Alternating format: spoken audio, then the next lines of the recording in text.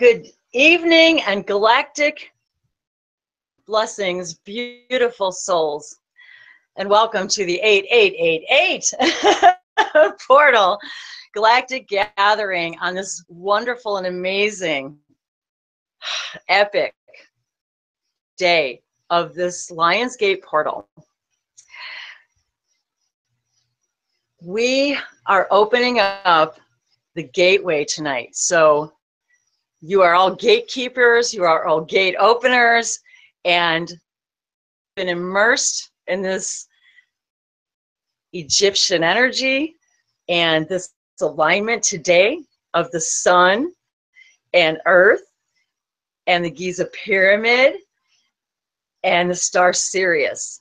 This is the Sirius portal opening. This hangout happened purely by synchronicity, but definitely by way of Egyptian connections.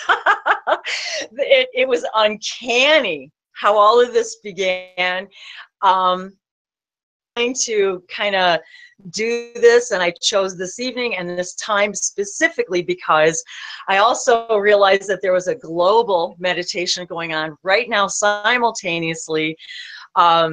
Many of you with our beloved and well-known Bentino. So I wanted to join in and just gather all of this energy tonight and bring us all opening the gateway and sharing the Sirius energy, really amplifying this, because this year it's not just the 888.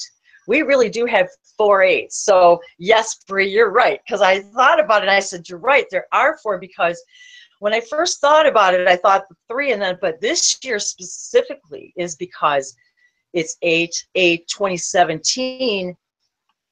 17 of 2017 equals 8, but our 4th 8 is because the entire date also equals 8. So we've got this spectacular additional, like what we create today is the foundation for like the infinite, like abundance, door of abundance today. And ushering in the knowledge that we haven't even begun to understand. We still don't understand everything. That amazing structures are here for us to do, to learn, to relearn. And our Egyptian ancestors, and every one of us, in my experience thus far, through I think every one of us that I've met so far, I feel an Egyptian connection, or I think we all do somewhere. Or, and we have to remember too, there's not just one Egyptian timeline, but there's many. So this could go very deep and go on. But the point is that we're taking this amplification today, because this is so epic, because this is what the textbooks have been writing about. This day, this age, this new wave of energy, this portal coming off of this last night's full moon, lunar eclipse. And the lunar eclipse was in Aquarius, so we're still in this Aquarius energy, in the age of Aquarius. Now you've got this Lionsgate energy, while this lunar eclipse is happening in the sun sign of Leo. Happy birthday, all you Leos. Happy birthday, Bree. And now you've also got this Leo energy, because now we've got this Lionsgate, which is every year is celebrated by the Egyptians at this time of year, in celebration at the end of July, to the crops, to bless the manifestations of the seeds that have been planted. And from what little bit of research I did, it was about flooding the Nile and about bringing the water to, and bringing this energy and our gratitude for all these abundant blessings. And this alignment of this 888, when the sun and Sirius align with the pyramids, we're just beginning to figure out why. We still don't really know. It's all speculation, truly still. And these gatherings are about opening those doors, about that energy that we knew, that knowledge that sacred knowledge that we know exists, the sacred skulls, the hieroglyphs, the secret messages, the secret passages, the power that just the structure alone. So is lionsgate is the alignment of the earth, the sun, and the star Sirius.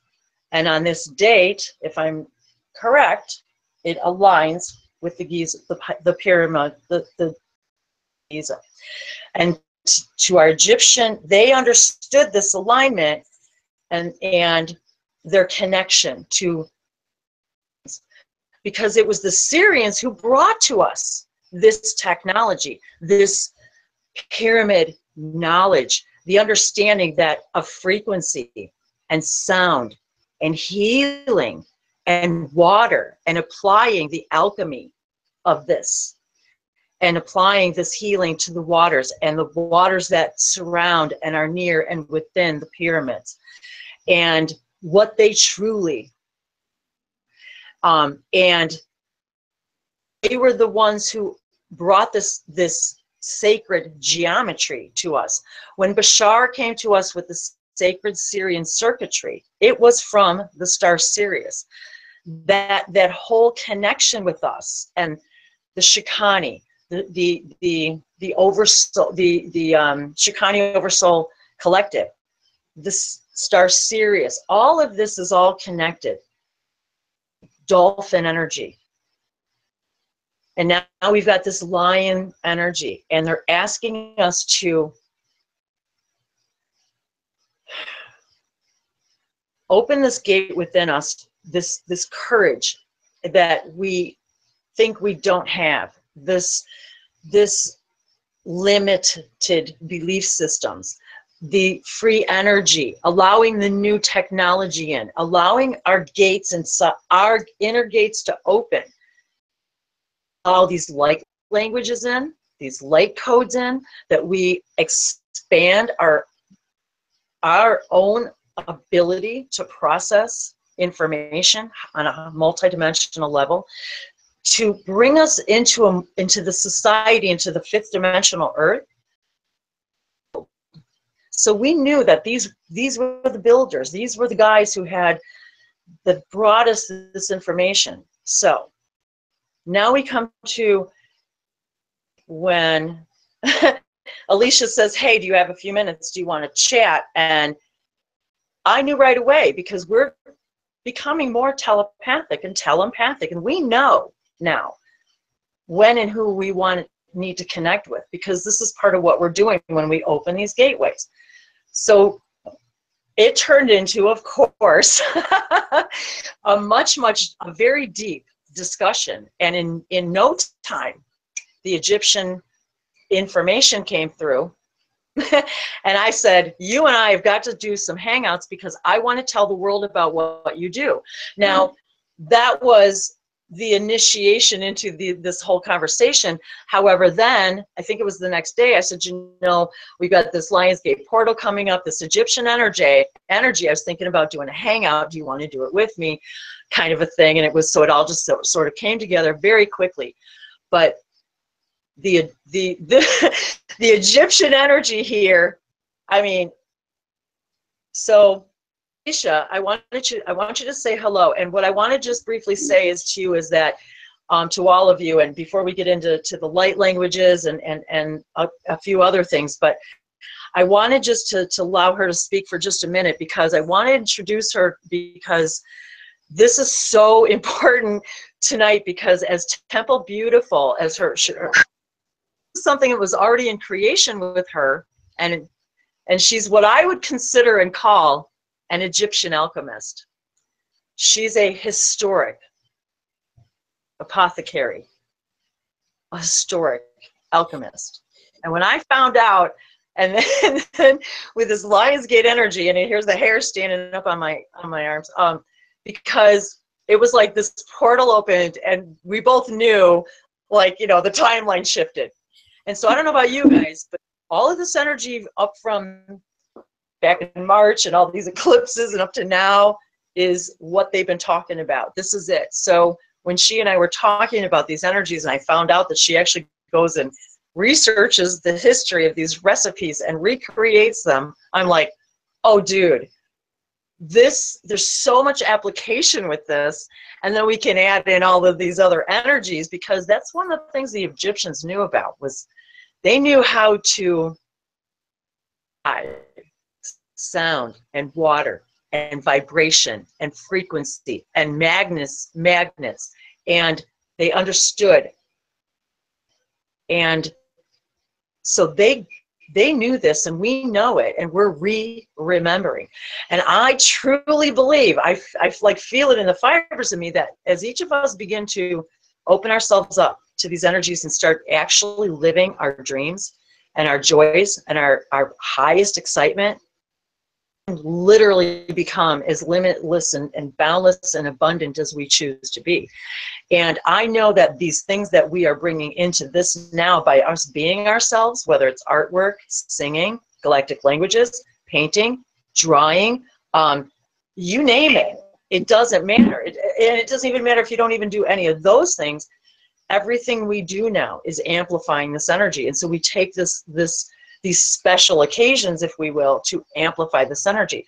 So I believe that the alchemy of the things that she's creating are bringing back they're bringing back and igniting us and opening up our Egyptian DNA, if you will, our Sirian DNA, our galactic DNA, for us to start remembering how to recreate this stuff, how to recreate this technology. So drink of water, and I'm going to go turn off my mic for a second, and I'm going to let her say hello. And hi. Okay, so you can all hear me, I assume.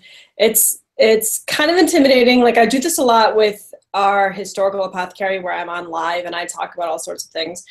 But this side of me has always been secretive, or not out of the closet yet, because it's something the world is just starting to embrace. And my community and my family, things like that, they're not really ready to know. So it's been very secretive for me. There's very few people I can talk about it with, or in our business, there's very few people who know the other side of the business, that not only are we recreating these original recipes, but we're also instilling codes in them to help wake everybody up. We're changing the molecular structure of things in order to work. If I can't figure something out, I will ask my team, and it'll be downloaded into my brain to let me know how I have to fix it to make it work.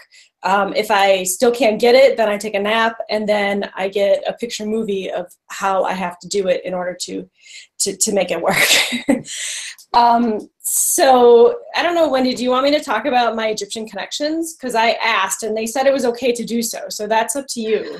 And it is something that I just wanted to touch on very briefly too, is yes, that, and please go ahead, because the sharing in this information is how we remember who we are with each other and our galactic connections. And, we can call it past lives, but I think we all have embraced the fact that it's all simultaneous. Everything is here and now. I think we all have walked into that reality that we get that now, and that we move through timelines billions of times per moment based on our frequency. This is something that they understood too. So by us sharing this, so that was one of the first things that this is her and I was sharing. Like, I was feeling like I just started talking about, wow, I'm feeling this Egyptian connection, and wow, I feel this, like, and then she's, well, it just so happens that I'm this, I do this Egyptian thing, and I'm like, I mean, the telepathy and all that. So in the education, I wanted to just reiterate that too with everyone here and everyone who's listening, in that the application of what you said is what I wanted to really hit home with everyone, is the application of, I get the information, I apply it, I trust the information I'm getting by applying it to this recipe, but I'm making it new now for this new age of awareness and opening up these doors. And you're doing it with an intention of bringing in the light codes and bringing this information in. So yes, she and I were feeling these, you know, our Egyptian goddess sort of, and among other things, connections. And that's one of the things we need to embrace within ourselves. So yes, please carry on. So I don't even know where to start. So I have a lot of Egyptian connections. I was actually, when I was born, I knew how to read and write Egyptian hieroglyphics. I actually taught my friends in school how to do it so we could pass notes back and forth and not get in trouble. But then, like, you find out that that's, like, not really cool. Like, you know, you're not, like, a cool kid to know hieroglyphics. So it's something I stopped. And but the Egyptian connections continued between, like, when I was little, like, I thought they were dreams. But, you know, being in a palace, you know, King Tut stuff, and it just goes on. And it was very confusing in the beginning, but it was home. That's where my home was. And as time progressed, I was in high school and I had this really amazing experience where this was the first time I thought I'm either A, really crazy and need to be in a nut house, or B, there's something more going on here. So my grandparents took me to a Egyptian exhibition, and I got separated from them. And then before I knew it, I was walking into this tomb, or this like pyramid structure. I'm not exactly sure what it was, but I was walking into it. And this is what I wanted to be when I grew up. I wanted to be an Egyptologist, or I wanted to work in museums and, like, put these exhibits together.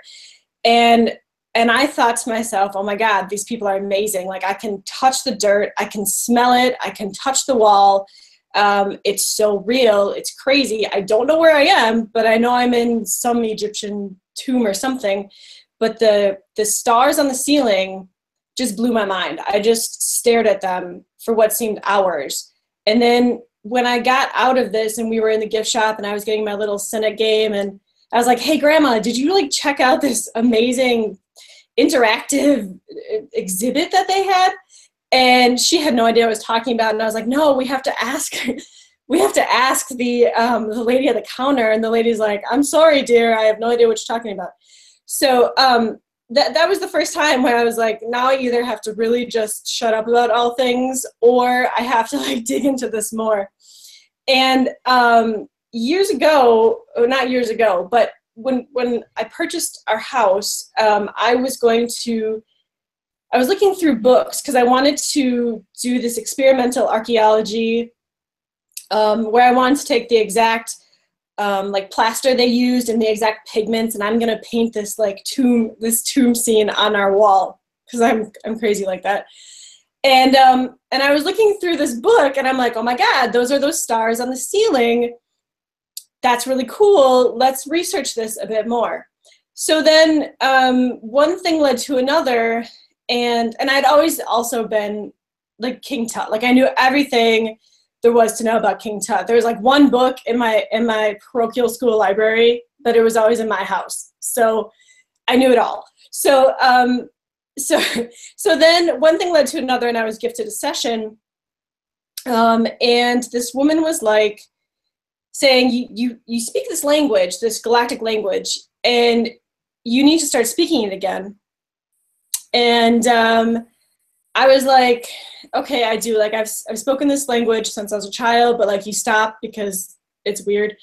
And but I still do speak it in my head. And then she said, you know, you were an Egyptian queen. And I was like, well, I guess that would make sense of, like, some of my weird childhood experiences, but, like, it wasn't that big of a deal to me. And so looking further into it and getting some more confirmations, I did find out that I was Tutankhamun's mother, and then I was also Queen Nefertari. And then to like make more Egyptian craziness, my birthday is on 3/8/81.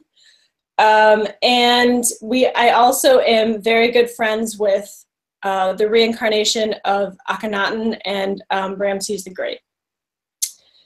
So like my life exudes Egyptianness. Before I even knew why it exuded Egyptianness, it was just always there. It was a part of me. And then if I wasn't in that royal place of things, I was an Egyptian makeup maker at one point.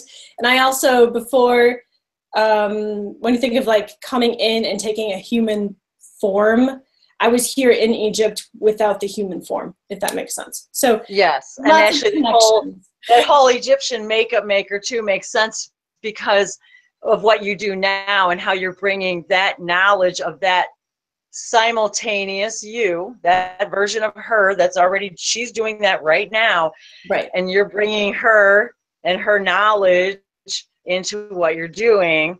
And so that in of itself is a huge message for us today with these portal openings, to take advantage of the accelerated experiences and connections that we have, no matter where they're with or what star system. And it's to bring them into what we're doing in this here and now. We were talking, my husband and I were talking, and he was going over all these experiences that he's been experiencing recently. And it dawned on me that the timelines are all not collapsing per se, but they're colliding here into one timeline. Exactly. So this is the most important portion now. You can access, because it's hard sometimes for us to access those bits and pieces of the other timelines that are going on, but now you have the opportunity to take some of that information that's really important for us now from those other timelines and bring them forth. Exactly. And, that's exactly what what you just said really embodies and encompasses why we do what we do, why we're doing this today, and why I also wanted to do it while the rest of the world was having this global meditation at the same time, because we know the power that has, the power of prayer, the power of meditation, the power of intention.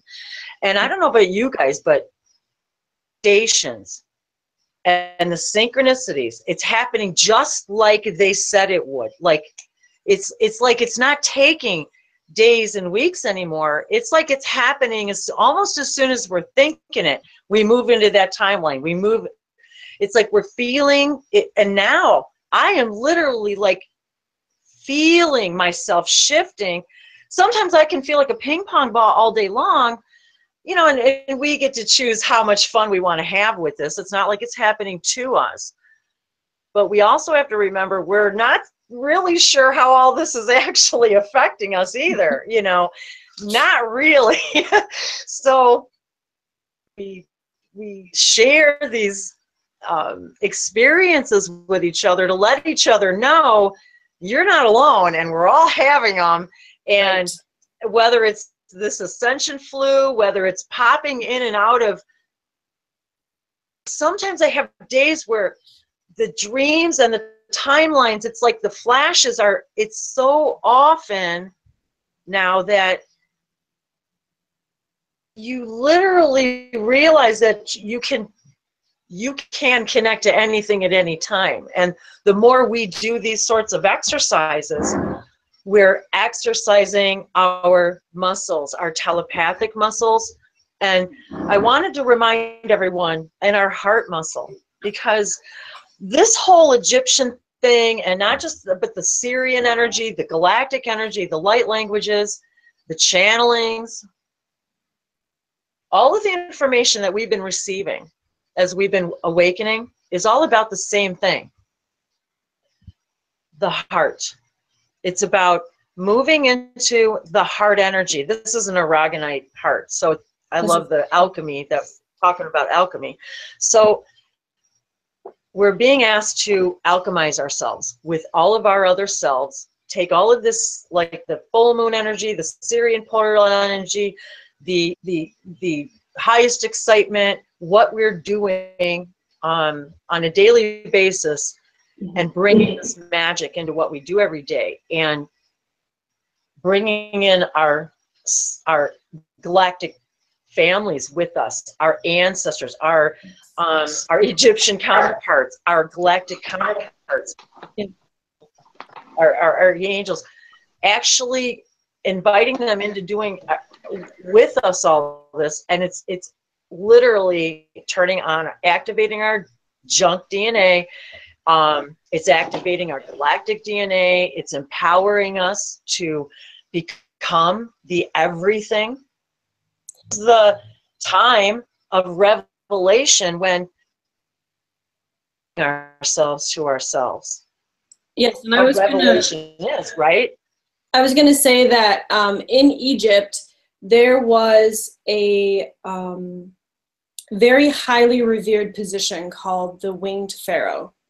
And if you were a winged pharaoh, it meant that you were able to access all the different timelines at once. So a lot of times you would be brought in, not only were you treated like super amazing, you were brought in for cases. So you know, in court cases. So they would say, you know, did so-and-so steal the bread or whatever, and you could access that timeline. So with this Sirian energy coming in and this lionsgate, we're all becoming winged pharaohs.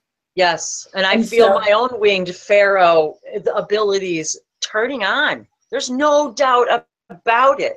And I know we all here, everyone who's in this room or watching this, wouldn't be here. We're, you know, the tribe, your vibe, all of that, we wouldn't be together if we weren't experiencing the same thing, because we're all creating and co-creating the same thing right now, because we're all floating in the same vibration. Every single one of us right now is in the same place in our hearts.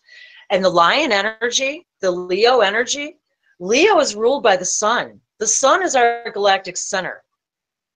Vegetarian, and I have been feeling this energy like so powerful, I can taste it, because it's the galactic center, and Saturn is in the galactic center right now, and the Milky Way, everything that resides around the galactic center is we're feeling this energy pulling in from the galactic center, and it's getting stronger and stronger.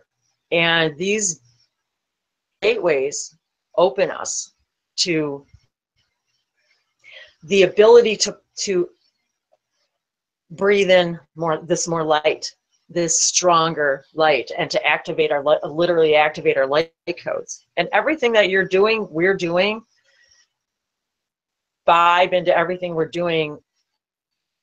This is helping the world wake up, but it's the ones who want to create this earth, this we're talking about, this fifth dimensional earth where it really is, where we live in complete abundance the way we envision it, where it's not working, and we know that. And those of us who are ready to go build this new place, well, we're all vibrating in this, and we're creating this fifth dimensional earth, if you will. And they've all been waiting for us for this time and this now. This is what the textbooks and all the great psychics, and you know, they've all, this is it. We're here. We're here. And whether we want to admit it or not, we all chose to be here in this time on purpose, because we wanted to be at the cutting edge of all this. We wanted to be we're the way showers. We decided that we were going to pave the way and help people accept that we have galactic children out there waiting for us. We have galactic families out there. We can talk to our angels. But the biggest message is that we don't need. The best teacher, the best ascended master, is to teach you don't need the master or the teacher. That's the best rule of all, because your heart already knows everything you need to know. So that's what they're here to show us, is you guys need to move into the heart energy. The heart energy, the soul, the center, the sun, your inner sun. It's this heart energy. The lion is about opening up your heart and gather together like this, we open up the human collective heart center, and we allow more light in. This is what our Egyptian families knew. They know this stuff. They knew that energy is palpable, that they understood that sound and color and frequency and vibration, these are the keys, and that the answers don't lie outside of us, because there is no outside, because we all have access to everything there is. Every one of us has access to everything there is. No one is any better, higher, less than, greater than, smarter. Even the ascended masters never stop growing and learning and expanding and creating and making the universe expand. Even they don't stop, because the more we learn, because they're learning from us. We're always simultaneously teachers and students. So even they don't stop learning. And source energy, God, call it, never stops growing and expanding because of that. Even our guardian angels learn every day by our experiences. Even their hearts get stronger. Even their teaching gets better and stronger. So as we gather together in these gatherings, especially when we do it intentionally, and especially when we do it intentionally globally, this is how we move a world. We make a huge leap instead of a tiny leap.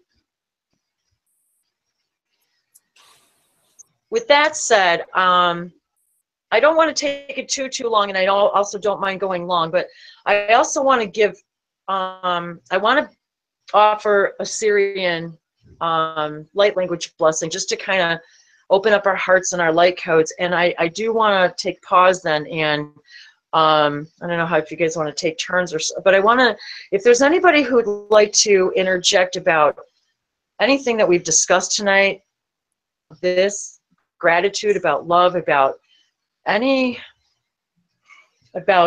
portals, things you've experienced. Even their Egyptian connections, because it's always nice to exactly what you're find your family, your own Egyptian connections and your own Syrian connections, and why you're here today, and you know, important to you, and say it in English, say it in whatever language you want. And the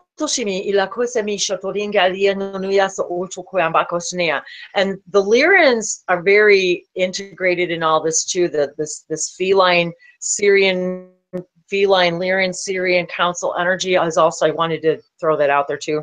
Very strong among many others, because remember, you know, the Shikani, the Yael, many of them use this triangle, this pyramidal, you know, representation of body, mind, and spirit. Of, you know, many of them use it as the connector, the telephone number, if you will, to connect to all of these things. Just like we know our Merkaba, star one on top of the other, triangle laid one on top of the other. This is what we are. Is this. So so absolutely, these connections, and this is the symbol. So this is not a mistake, this pyramid, this triangle energy. Because everything has a vibration, of course. Even these geometric figures have forms, are a representation. They're a representation. So you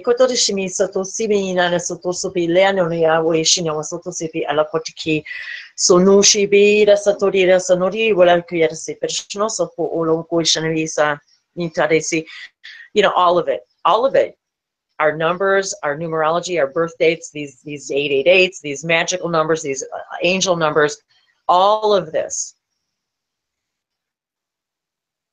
turning on and activating us, every single thing, everything in nature. That's why they tell you, be in nature as much as possible.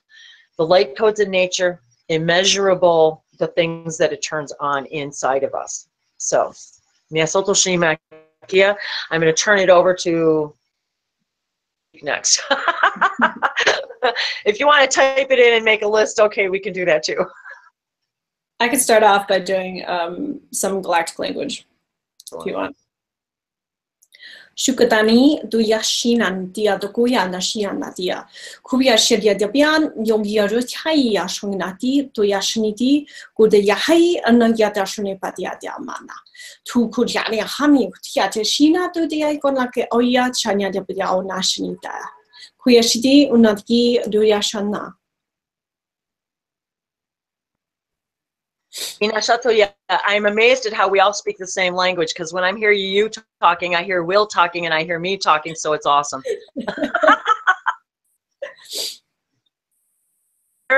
Will, do you want to go? Yes, there's like 100 languages all lined up, ready to go. I know. Okay, here we go. Hikana ora sata aya hata atichi hawa takona ya shashishia niyakatataho atnatia. Hisohona achichikaho na atia tatita. Hisana otatawaya tachichichaya katiti kitina ticha. Husana aya tahaya tatitia tasana no hukatato. Hiranaya tatashishishi. Hikohorana hoso hojatia.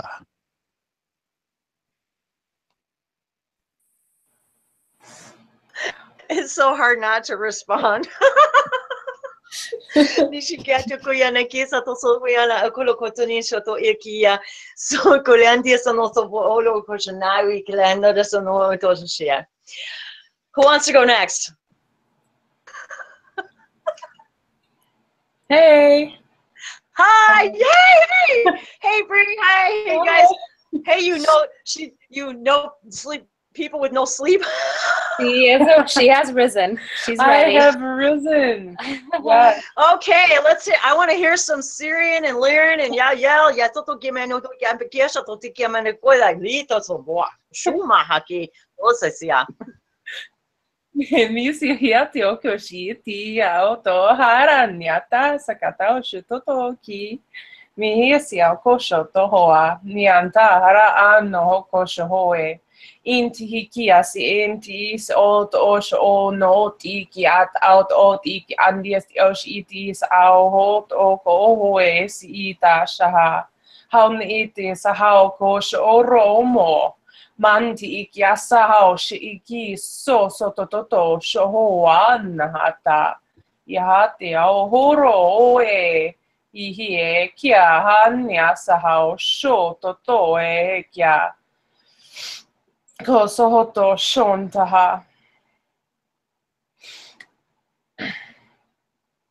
Such a magical day.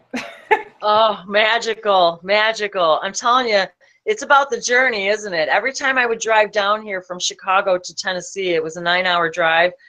I was almost disappointed when we got here. Because yeah, like I did not want it to end, but I know, did. because it's like, oh, is it over? Yeah, I know. It's so beautiful. I was having so much fun. Tennessee is beautiful. I remember driving through it. Oh, I mean, it's so breathtaking. But that's what this is about, you guys. It's about the journey. It's about the beauty of the journey and about being together and sharing these languages of love. Because, well, you know, if you're used to the languages or you're not, if it's the first time you've heard them, this is our heart speaking. It's when you move, your mind moves aside and you just let your heart talk. So does anybody's heart want to speak? I will speak next. Go right ahead. Tayani ki yi ono shanayi kikianayi yuyuana yayi. Eyi o shanayano. Shonokua yi tigi o yuyuna. Shanakatu shi kiayu shi. Neyi koto yuyu. Naya yayu koshoko. Oluno soyi akiakio koshi. Anayi oko naya. Koyuatana. Kayayu ashanakalu. Na yi oku shiayu.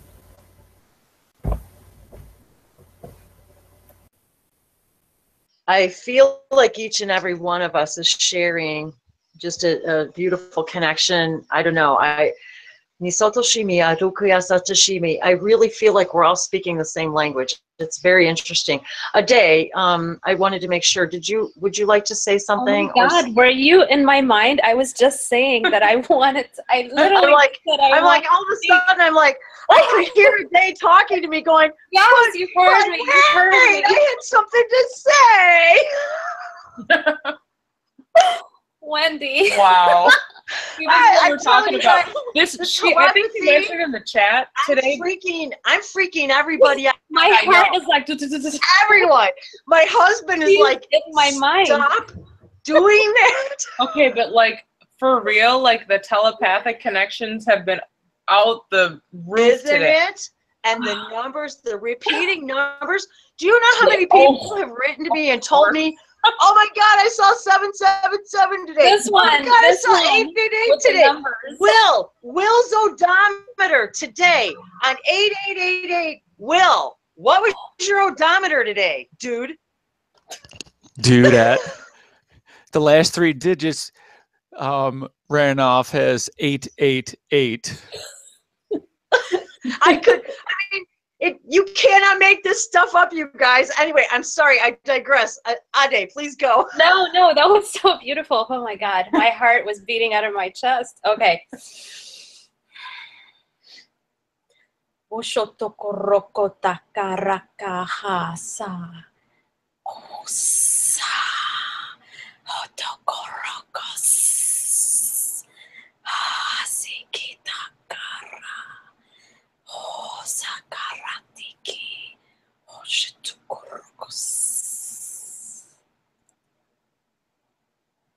Thank you.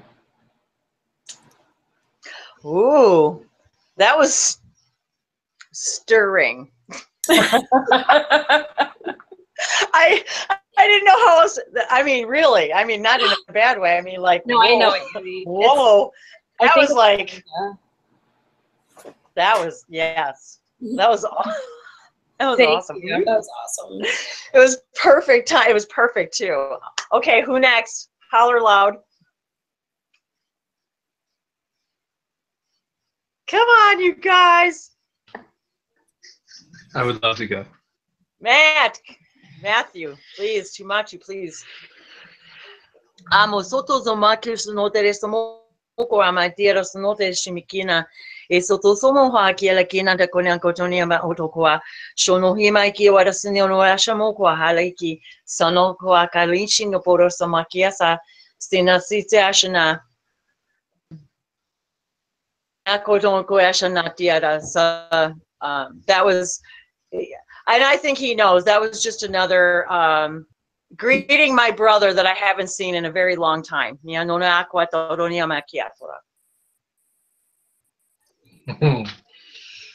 Masku atiski atakasa. E taniti otono kuratisha. Hatasuna tikia hana etusi. Etusi natare tokoro toshinata. Meyase enatu kiatiki atakasa.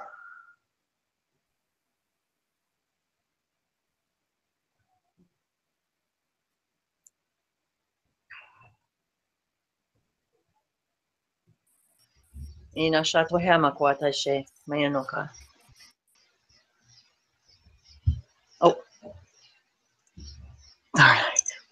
I know, man. I am like, I'm telling you guys, I'm just like I am, and I'm igniting. Is there someone that would like to speak next who hasn't yet?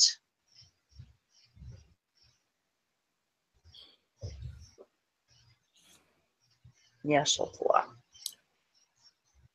Yakoni Kashnia Una Kia Shiba. Senikiro sono po halo kia nakisha to sabihi nakilesota. Semoto chabila hina kolakisha no porasha.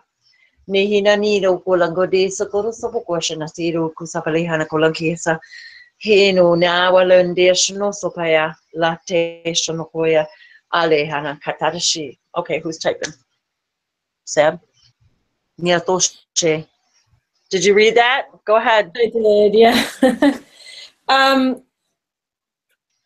the number one message, there's a lot of messages. Let me just like pile through them for a second and see if I can come up with like one. Or do the top 3. Yeah, there's no okay. pressure. No, she's like, well, not even 3. 3 is better than 1. 3 is one of my Well, there you numbers. go. Maybe that's easier. Yeah, so the first one is to allow what's not serving you anymore out of your life. Let it go. If there's something coming up constantly and you're just dealing with it constantly, recognize it, let it go. Because these new energies that are coming in, they're huge. This isn't a normal lionsgate. This is special. No. And so we need to make room because our vessel can only hold so much at a time. And if those aren't cleared out, you're missing a lot. You're missing a lot of good new energy that's going to help not only help you raise your vibrations to get up to the next level of understanding or help with the new earth. I hate to say like the new earth, but you know what I mean. I know it sounds so cliche now, this whole new, but it literally is. So yeah, I mean, yeah, like the new vibrational frequencies. So that would be one of them. I think another one would be to, and this one has come up numerous times, to think of what's going on with you right now. Is there a certain place where you're struggling? Likely it's an attachment. I mean, I don't even like to bring that stuff up, but I've had so many people come to me that it's like just a toxic person that has attached themselves to them. So take care of that, get rid of that. And for the twin flames too, I think it's really important. This, even if you're not even like with your twin flame or talking to your twin flame, the twin flame energies are really important coming in now, and they're going to help raise the vibration and get rid of some of that ickiness so more can get together. And then of course, just being able to transverse those timelines, get that information and use it to the best of the world's ability, to the best of your ability and knowledge. I guess that's what I would have to say. So how do you transverse them? How do you transverse the timelines? Yeah. See, this stuff is really hard for me to put into words because sometimes I do things and I don't know how I do them, if that makes sense. So I think I was having this conversation with okay, so Wendy, remember who we were talking about that we both had that connection with? Do you know who I'm talking about? Okay, so I was having this conversation with him and I said, hang on, I have to go pee. And so I came back and I was like, what's going on? Like, why isn't the telephone connection clear? And he's like, well, you can't hold that vibration. So if you can't hold the vibration, we can't talk. And I think it has a lot to do with mimicking that vibration of that timeline, but allowing yourself to not be solid, to be able to flow. So I don't know if any of this is making sense. It does to me. Okay. I know what you're trying to say. Okay. So sort of not cement something, but have some general idea of where you're going. Right. And that what you're, am I correct? Yes, you are. And for me, I feel like in and around my home, my place, we have so many. When I was talking to Kerr, we were talking about all the relics that we have in our home. And I feel like for me to touch a piece of real history, that helps me transverse that timeline. Because I can feel it, I can see it, that's my link. So sometimes I need a link to be able to do it, if that makes sense. Yes. A lot of people do. Yeah, I mean, a lot of people do. Okay, yeah. So, like, and I have a couple here. So this is one of my Egyptian links. And I have the other. I have mine here too. I've got my scarab. I've got my. I have the other one. my Eye of Horus. I've got my Ankh. I've got Bast here. Yeah. So I've got all my little And, permission so slips. this one is from around like 525 BC ish. So that's but that's the real deal. Yes, and then this little Ushabi guy too. I always say now that I have an Ushabi, he's gonna help me get all the extra work that I need done. There you go. That's awesome. So it's those things all the way to like, I mean, we teach women how to. This is like really silly. We teach women how to take care of their hygiene and take care of their hair in the historical manner. But in order to learn that stuff, I have to touch the original things. So like I have the original irons and stuff, and like just having the original books, that's enough. Like we have a lot of really old books. That's enough for me to access that timeline. So I think it's probably personal for everybody, but that's how I do it best. A lot of psychics, I think, too, do use, like, if they're looking for someone or they want to connect to someone's loved one who's passed. So I think a lot of people use, physical items to be able to connect with, other worlds. I'm one who loves things like that, collecting, and I like the stories of antiques because I feel the same way. Yes. That you can touch it and hear, you can feel the story, hear the story. I've actually had.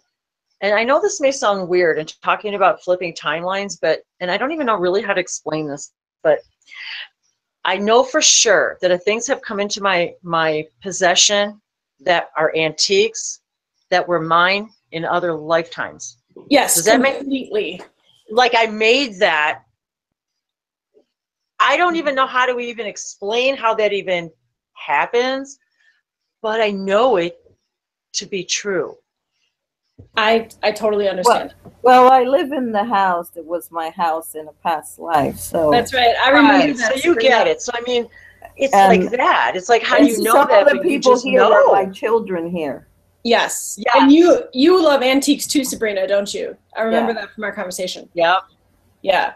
Yeah. So I just love the past. And I even remember commenting on when I saw Sabrina in a hangout one time in one of the rooms she was in, and it was like her curtains were the same as the curtains I had at my other house, which were sort of similar to the ones that are behind you in a way. So it was almost like, okay, we all lived, like my husband and I know for sure, like we have a lifetime in the 1800s and Egyptian times, and now that we know that it's not really a linear time, that it doesn't do that, it's like, no, they created an entire universe where everything is about being in the 1800s, about living that life, and you can move into that anytime you want and borrow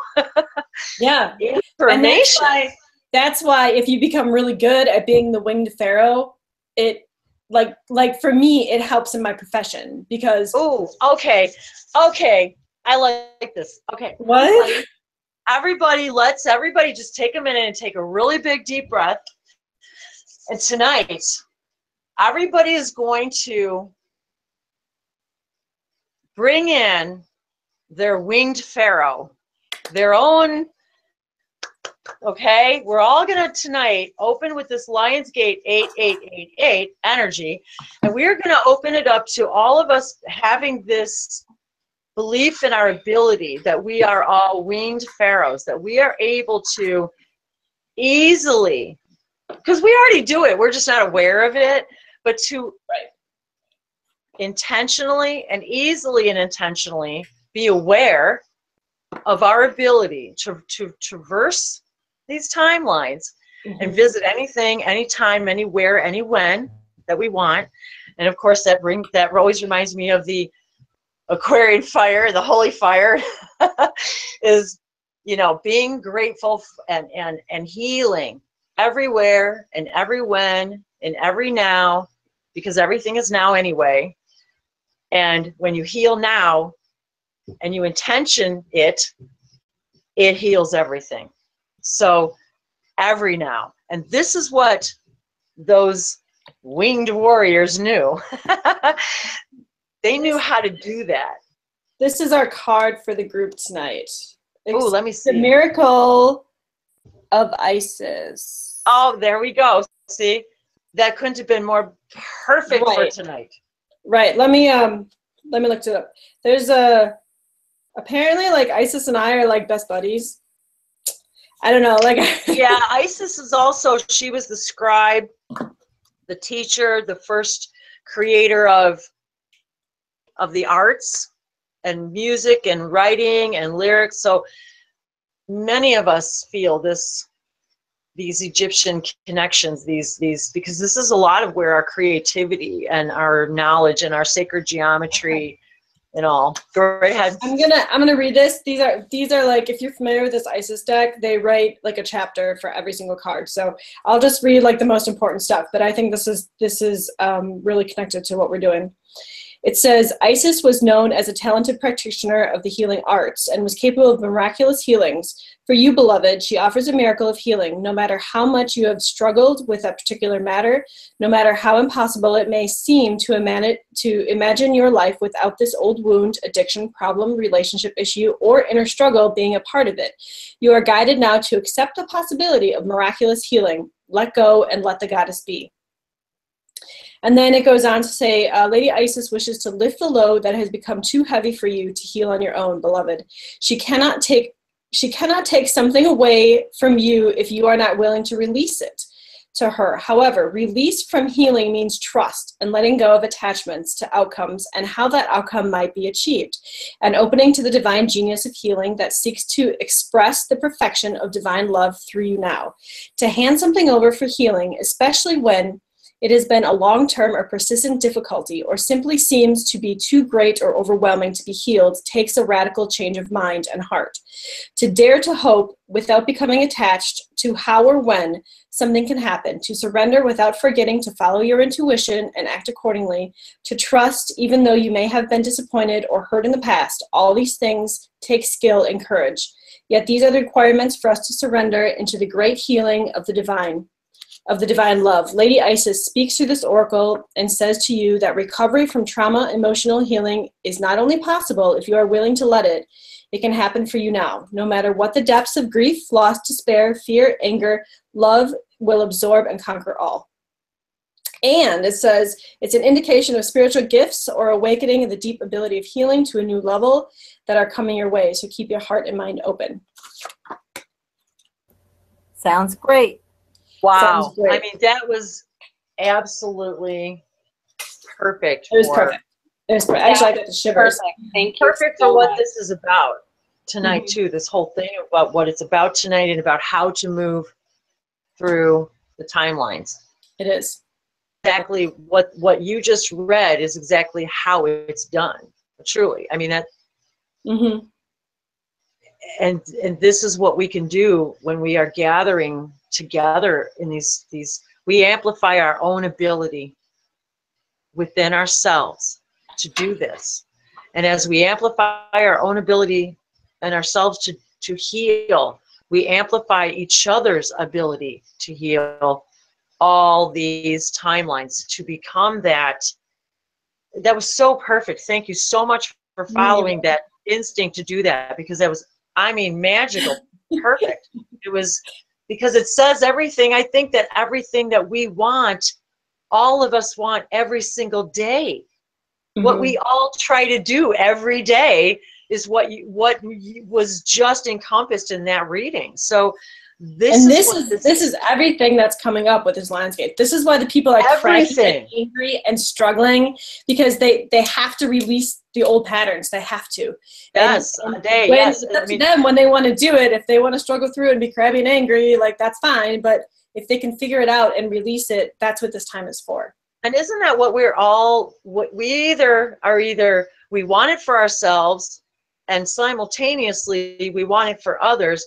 And for those of us who are out there in the world, you know, putting this energy out there all the time, and it truly empowers everybody and gives everybody permission to empower themselves. And it really does make a difference for each of us in our ability to utilize this energy on a day like today. Exactly. All right. Today, I'm done with this stuff. And I really believe that this whole thing about the New Age and the revelations and the fifth dimensional Earth and all that stuff is really about, we're finally letting go of all of that. We're finally saying, wait a minute, I get it. This is a holographic experience. It had to feel real for me to experience it, but every timeline is just an experience. Everything is a slideshow. It had to feel real and painful, or it wouldn't have felt real. We wouldn't have been able to teach anything or learn anything if it didn't feel real. We laugh at movies, we cry at movies, we watch television, we listen to each other, we listen to people on, in our day-to-day business. We hear people now talking their life. We hear everybody's life on their cell phone when they're walking down the street, more than most of us want to hear about each other's lives.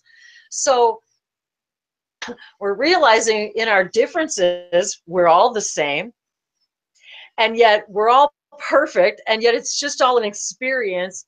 And all of a sudden, once you grasp this idea of how to navigate through the timelines and borrow the information and being able to manifest by intention and believing you can do it and believing you can heal, we actually change the structure of our reality.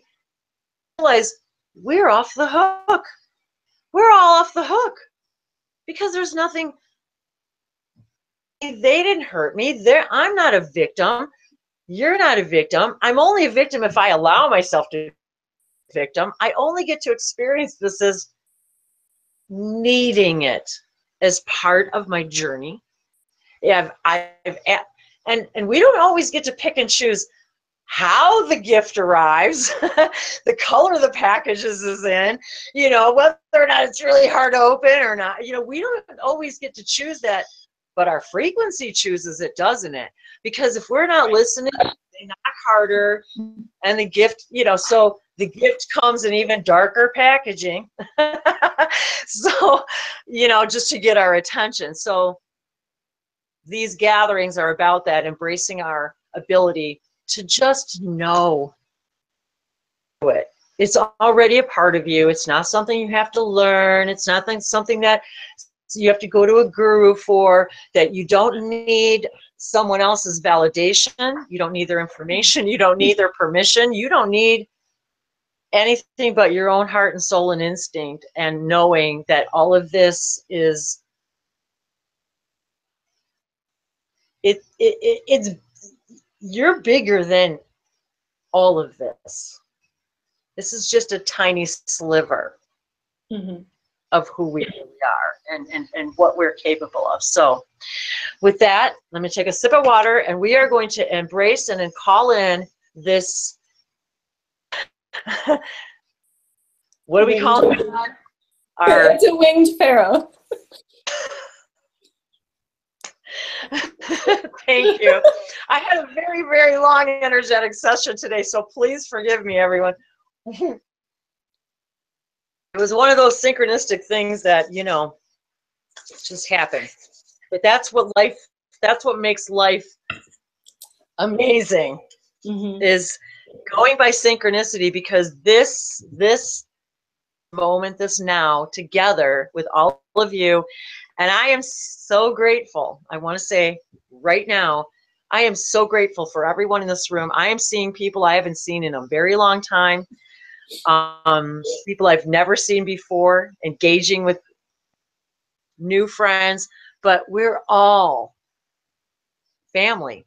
We're all Sirius family, or we wouldn't be here. We're all galactic family, or we wouldn't be here. We're all hovering in the same vibration, or it's not physically possible for us to be here together today. And I think we all understand that now. We embrace that. We get it, even if we don't want to get it, and even if we don't really get it, I think we get it. And that's what we're opening up in these permission slips that we call eclipses and full moons and new moons, and all of these our ancestors knew were little. Yeah, I was gonna say another thing that popped in my head was that if we think about the Sphinx and how we have the lion. Yes, thank you. How could I forget the Sphinx? Thank you. And actually, so I find it fascinating to like watch all these. We don't watch much TV around here, but we do watch a lot of documentaries. Yeah, and that's true. How they like the actual good documentaries and how they get into this idea that the Sphinx, because it's so old, it like predates Egypt. That it actually had the head of a lion on it at one time. Oh yes, absolutely. And so which totally makes sense to me, because everything is like out of proportion. Egyptians don't do things out of proportion. They're usually pretty proportioned. But then, I don't know, have any of you ever like gone in your astral travels under the paw and like hung out with Thoth and stuff? And like, I have. Okay, I have too. That would be something really fun that we could all do together. Oh, that would be great. Would you, wouldn't that be fun, you guys, to do? I mean, that'd be fun if you're volunteering to, lead a meditation, I'm happy to help, You should do it under your Temple Beautiful, though. This is the problem. I don't have any like instruction book. I just I just do these things, and I'm like, I don't know how I did it. I just did it. That's a conversation for another time. In 5 minutes, I'll have you setting up a hangout. Okay, good. And then we can set up a hangout. We can all take a field trip, and you can have the buddy system. And there we go. We're gonna take a trip under the Sphinx, and we're gonna. Yes. And I do need to digress for just one moment, because I really have to say that when Bree and I met. Both of our lives changed, and I know that for sure, and our timeline shifted like whoosh. So, and the pyramids and Egypt and Bree and me and our timelines and what the pyramid energy means to us, it's a good thing she's too tired to be all over this stuff, because she and me and pyramids, and I have to throw this out there, because if it wasn't for Bree, and okay, Bree met me from commenting on my videos. We found out we lived away from each other. Get together. Oh, by the way, this is Bree talking. I happen to be coordinating the very first global international pyramid conference. And by the way, every single possible archaeologist and doctor and every author who has ever had anything to do with pyramids and building them and archaeology and every single person that has anything to do with Bosnia, Giza, Egypt. I grew up a couple miles away from the gold pyramid up where in my hometown.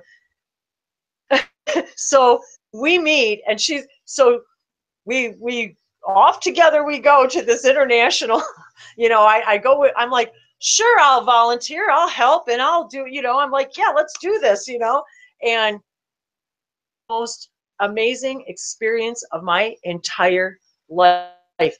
I'm talking epic light changing, the whole experience. And so but the point is, it had everything to do with this and us and pyramids and this technology and where we want to go as a civilization and as a people.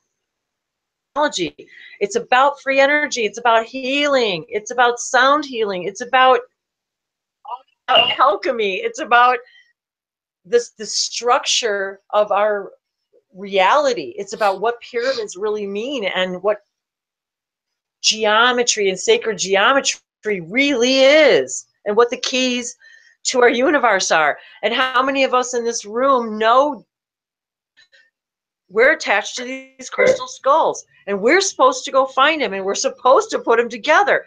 No accident here, guys, that we're together. So I just had to throw that out because it was such a huge integral part of my own growth and experience. Thank you, Wendy. Got to meet the most incredible people. How in the world would I ever get to meet the very man who's responsible for opening up the Bosnian pyramids, I got to meet him and touch him and hug him and goosebumpy, because I was there. I have books on my shelf right now of Egyptology and Osiris and Awakening and the people who started the languages and the scribes and the hieroglyphs and language, and figured it all out. And yet here we are together talking about this together, and pyramids, and we're here to wake them up and open them up and start unearthing all these pyramids all over the planet. They're being hidden on purpose. Powers beyond our wildest imagination. Yet it's everything we already know. It's not new. It's old. And yet we're all going underneath the paw of the Sphinx to gather this information and open it up and turn it on. Sorry, you know how I get. I love you so much, I love Wendy. you too, Wendy. You're a ball of fire. You're a tornado of fire. That's what I And said I earlier. had a Like a 4-hour tornado of private fire, session just like- today, you guys. 4 hours today. 4. I'm like on fire. Yes, Sure. you are. I feel it. It's that's- healing fire. It is It's healing. That's fire. why I have my crystals like on my body right now. And I just really wanted to thank you for, it's funny you brought up the Pyramid Conference, because I was literally just about to, as you started to talk about it, of course, I wanted to actually do a shameless plug for next year's 2018 second Scientific Global Pyramid Conference. I'll make sure. It's going to be September 20th through the 23rd in Chicago, Illinois. It's going to be 3.5 day I am so there. event, and there's going to be, again, researchers, scientists, and I'm archaeologists staying at Bree's Yes. house. from all over the world who are joining, as well as pyramid vendors and crystal vendors and pyramid practitioners, people that heal with pyramids, people that do sound healing, you name it, Reiki teachers, masters, all that. And we're looking for people to help out. We're looking for vendors. We're looking for advertisers. We're looking for sponsors. We're just starting to plan it for next year. So a Let me shameless tell plug you there. guys, I watched this woman from the moment she began planning last year's event. I was there every blood, sweat, and tear of the way. I'll have you guys know. And that conference, I don't care how she saw it, went off Without it. flawlessly. I am not kidding. So it was the most incredible journey I've ever been on. And I have the pyramids, all the things I have right here. I bought my crystals there. I bought my pyramid there. I bought my big giant copper pyramid there. Everything I have here with me today, you guys, I have actually stuff here from the pyramid that these actually came from Egypt. These items came from Egypt themselves. So talk about what you were talking about earlier about the items. These these were actually carried here by, and made by the people in Egypt. So yes, by all means, if this is something that excites you guys to get involved in, because you girl, Temple Beautiful woman, you need to be carting your wares over to this there's like crazy crystals. Yeah, well, I was gonna say, I mean, you know that you need to bring your Temple Beautiful stuff and all your other stuff and have a table set up there. I'm not kidding. Any of you guys who make stuff, artwork, I don't care what it is, light languages, if you sell crystals, if you make ornaments, world, do you hear me? Chicago, Illinois, this is not a, it's a big place. Is it where is it going to be at the same place for you, or do you guys have the venue yet? It'll be at a different hotel. Okay. It'll be nearby though. Well, anyway, you guys will just keep posted. We'll keep you posted and everything. And if you're interested, that'd be great. Get a hold of Bree. The biggest reason I brought this up, other than the fact that we've been talking about Egypt and pyramids all night and everything, is the fact that what we're seeing these conferences as, and not just these conferences, but everything that we're doing as light workers or way showers or whatever you want to call it, we are bridging the gap between science and spirituality. Science and spirituality. Thank you for bringing that up. It's been disconnected for so long on purpose as the connection between the mind and the heart have been disconnected. Yesterday on our road trip, we talked a lot about that. Science. Isn't that perfect, you guys, too? And I was just telling somebody the same thing about that today. The same thing, that we're bridging the science and there is no difference. Science, it's all the same. And this is what Tesla understood. 369, guys.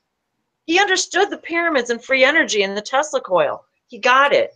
Yeah, it mirrors the alignment that we are doing with our head and our heart as well. Science representing the head, and the spiritual aspect representing your heart. And so once that comes into alignment, it's going to happen so naturally for us because we are very much connected to those energies.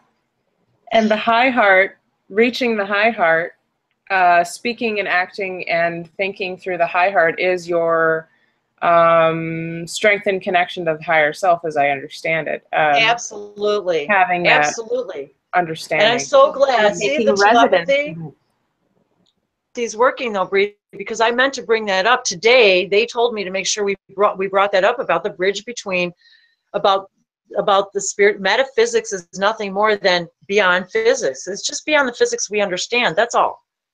That's all metaphysics is. Yet it was lumped into this category of spirituality and invisibleness.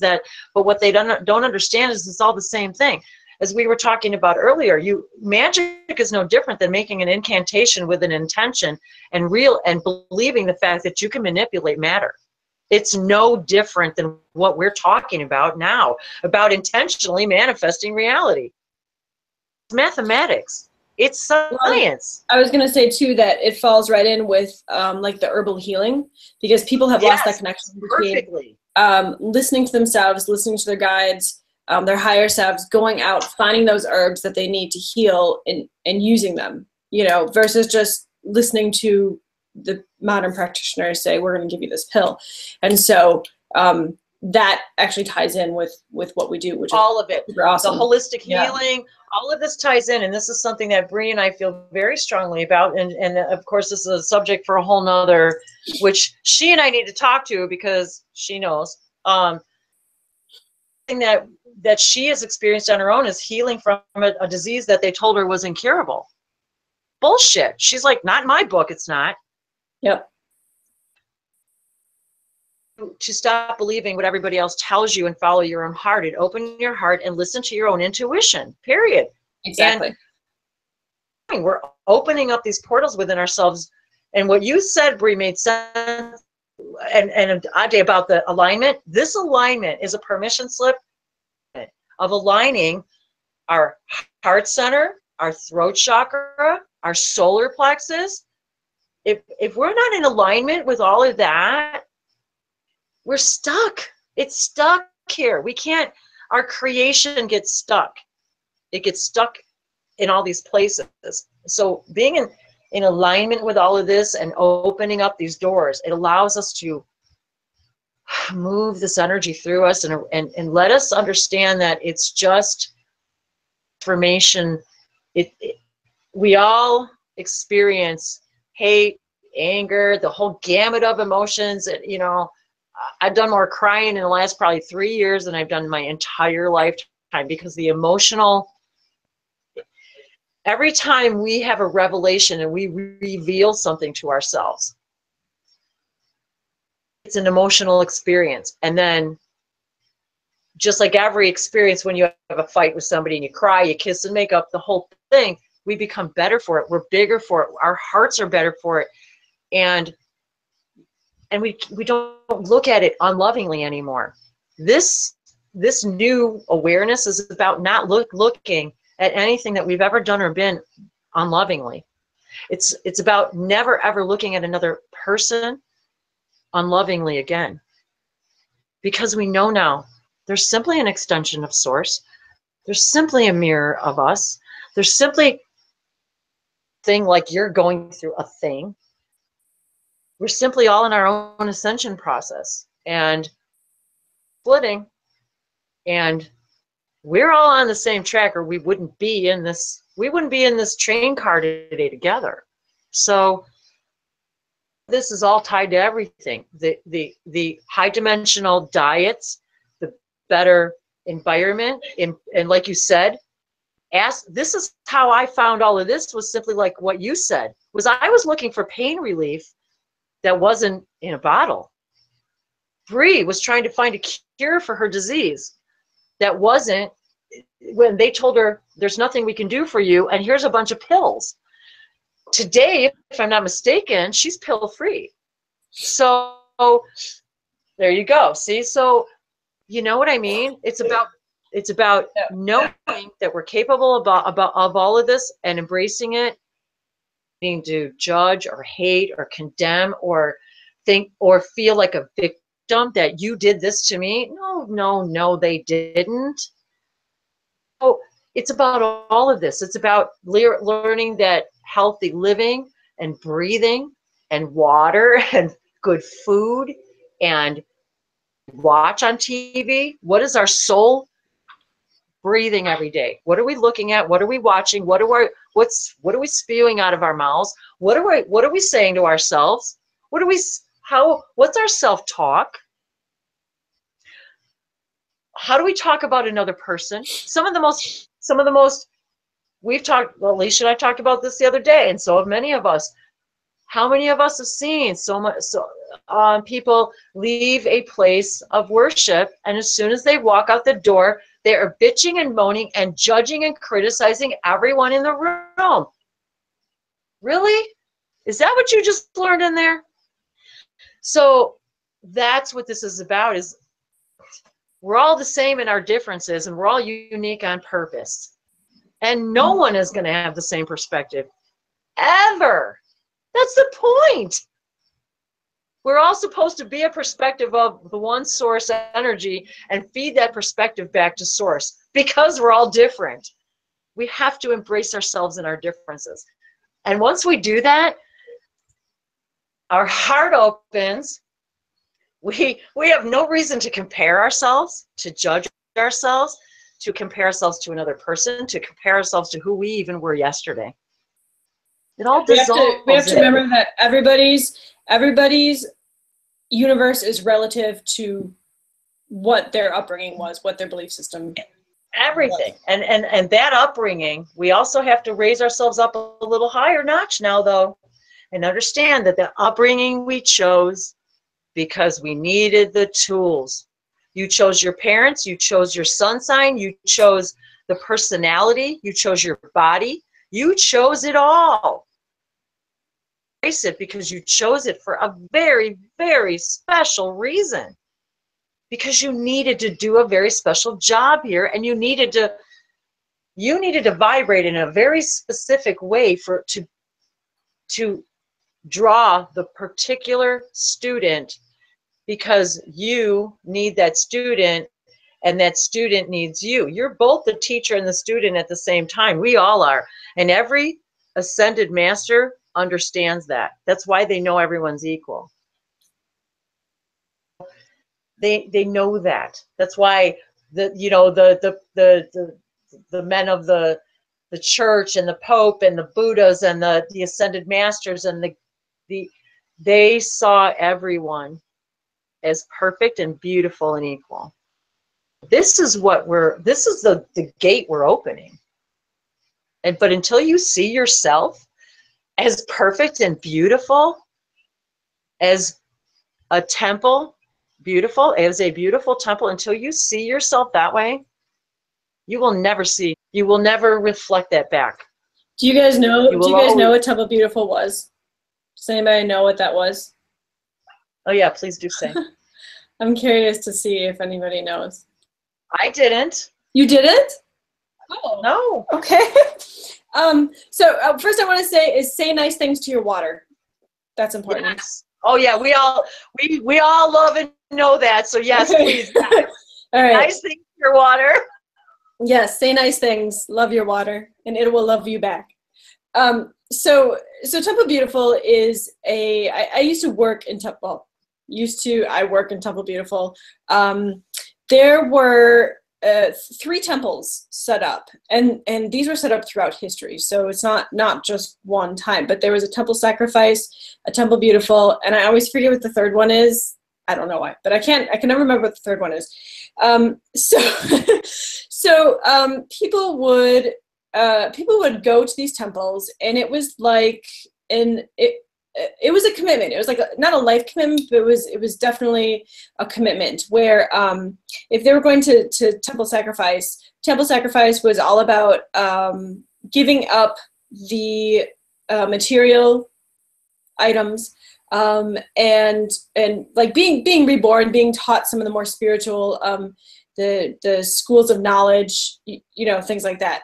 And then going into Temple Beautiful, which was also Hathar's temple in Egypt, was to express yourself or to learn to vibrate at higher energies and to become teachers, where you would incorporate you know, crystals and music and dance and all those arts where we learn to express ourselves through, but also in order for the benefit of humanity.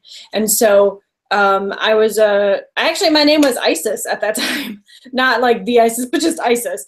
And I worked on the Temple Beautiful. So I thought, what a great way to again bridge the timelines and start a new Temple Beautiful with the old concepts and bring it back. So. Everything you just described, I am absolutely positively certain, without a shadow of a doubt, that everyone in this room and anyone who watches this anytime and any now, any when, I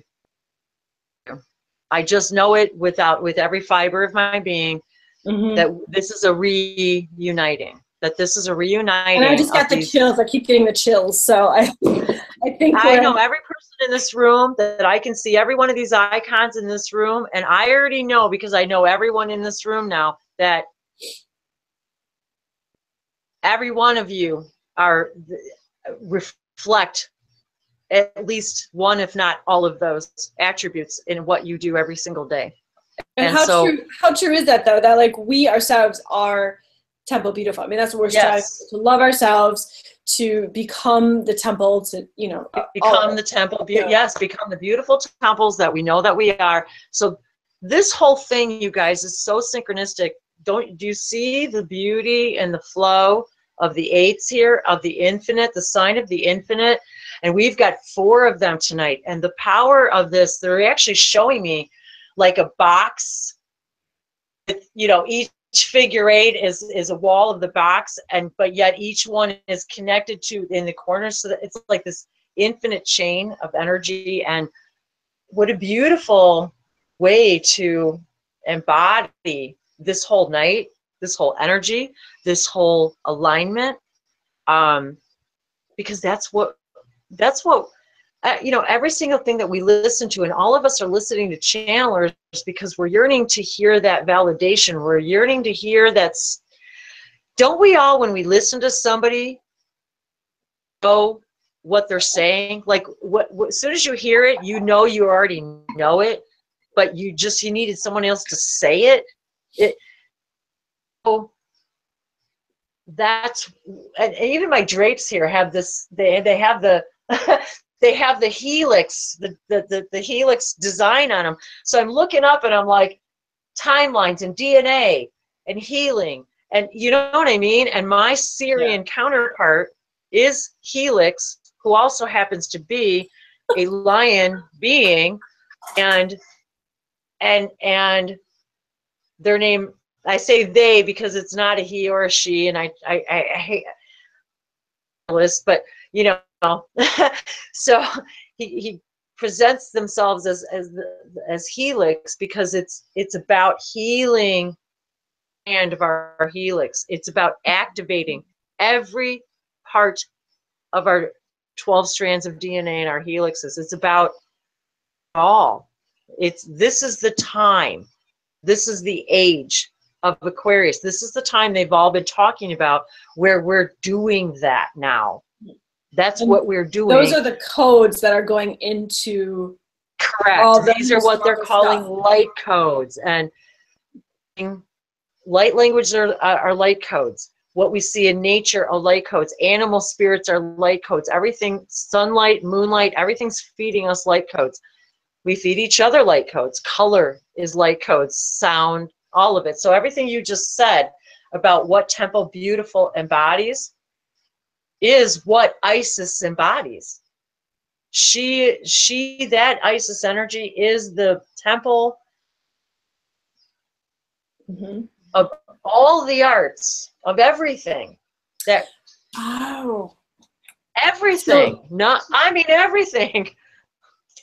So this is what it is. Then Isis is here to help us so we can become our Temple Beautiful.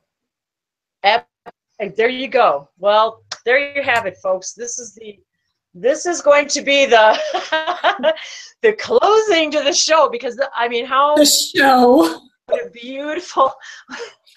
a beautiful way though but do you see how no matter how we go about this energy, whether it's sitting in quiet meditation together, or whether it's having an energetic conversation, whether it's speaking light languages, whether it's talking about our familial and galactic connections, whether it's remembering old friends, new friends, that we're all family, that, we're all Sirians, Lyrians, Pleiadians, Andromedans. I keep saying Andorians. Now, the Andorians I don't know where that's coming from, but the last few days, the Andorians are going, hello, and me. I'm like, okay. So, and then we've got the Fendorians, and so you've got, of course, and the Shikani Sasani, our family. These are our children, you guys. These are our counterparts, our higher versions of ourselves. So when we do this, we're inviting the universe, we're telling them, we're sending out the vibration, we're closer to getting ready. We're closer to getting to the point where we're not going to shoot your ass out of the sky. So, you know what I mean? We're getting closer, guys. So this together, we're getting closer to creating that timeline, that reality, that version of the earth we want to be, things we want to be. And we are reaping the abundance of all of that. And money, what we call a paper and a coin, has got nothing to do with nothing. Nothing. The question we want to ask ourselves today, too, is if everyone had all the money you could ever spend, let's just say there was a complete redistribution of wealth on the entire planet, and all the money got redistributed in every single person of all 7 billion people. Now, if you think about it, is that right, you guys? I think 7 billion people. Now, think about it. Who are rich, billionaires, who have 100 times $7 billion, okay? And there's 7 billion people on the planet. Just pretend there's a redistribution of wealth, and every single one of us tomorrow woke up and they said, you are all, here is $10 million for every one of you. One of you. Well, we'll just call it $10 million because we still use money and we still use that concept. What would you do with your day? I wouldn't do anything different. I would well, there you have it. This is the answer, my friends. Yeah. There's the golden question of the opportunity of the day, of what does the 8 mean? What am I going to start today that's going to give me a foundation for my eternity, my infinite, my timeless? If you knew tomorrow morning you were $10 million and you didn't need to work, you didn't need to food, you didn't need to worry about anything, what would you do with your day? What would you eat? Where would you sleep? Where would you live?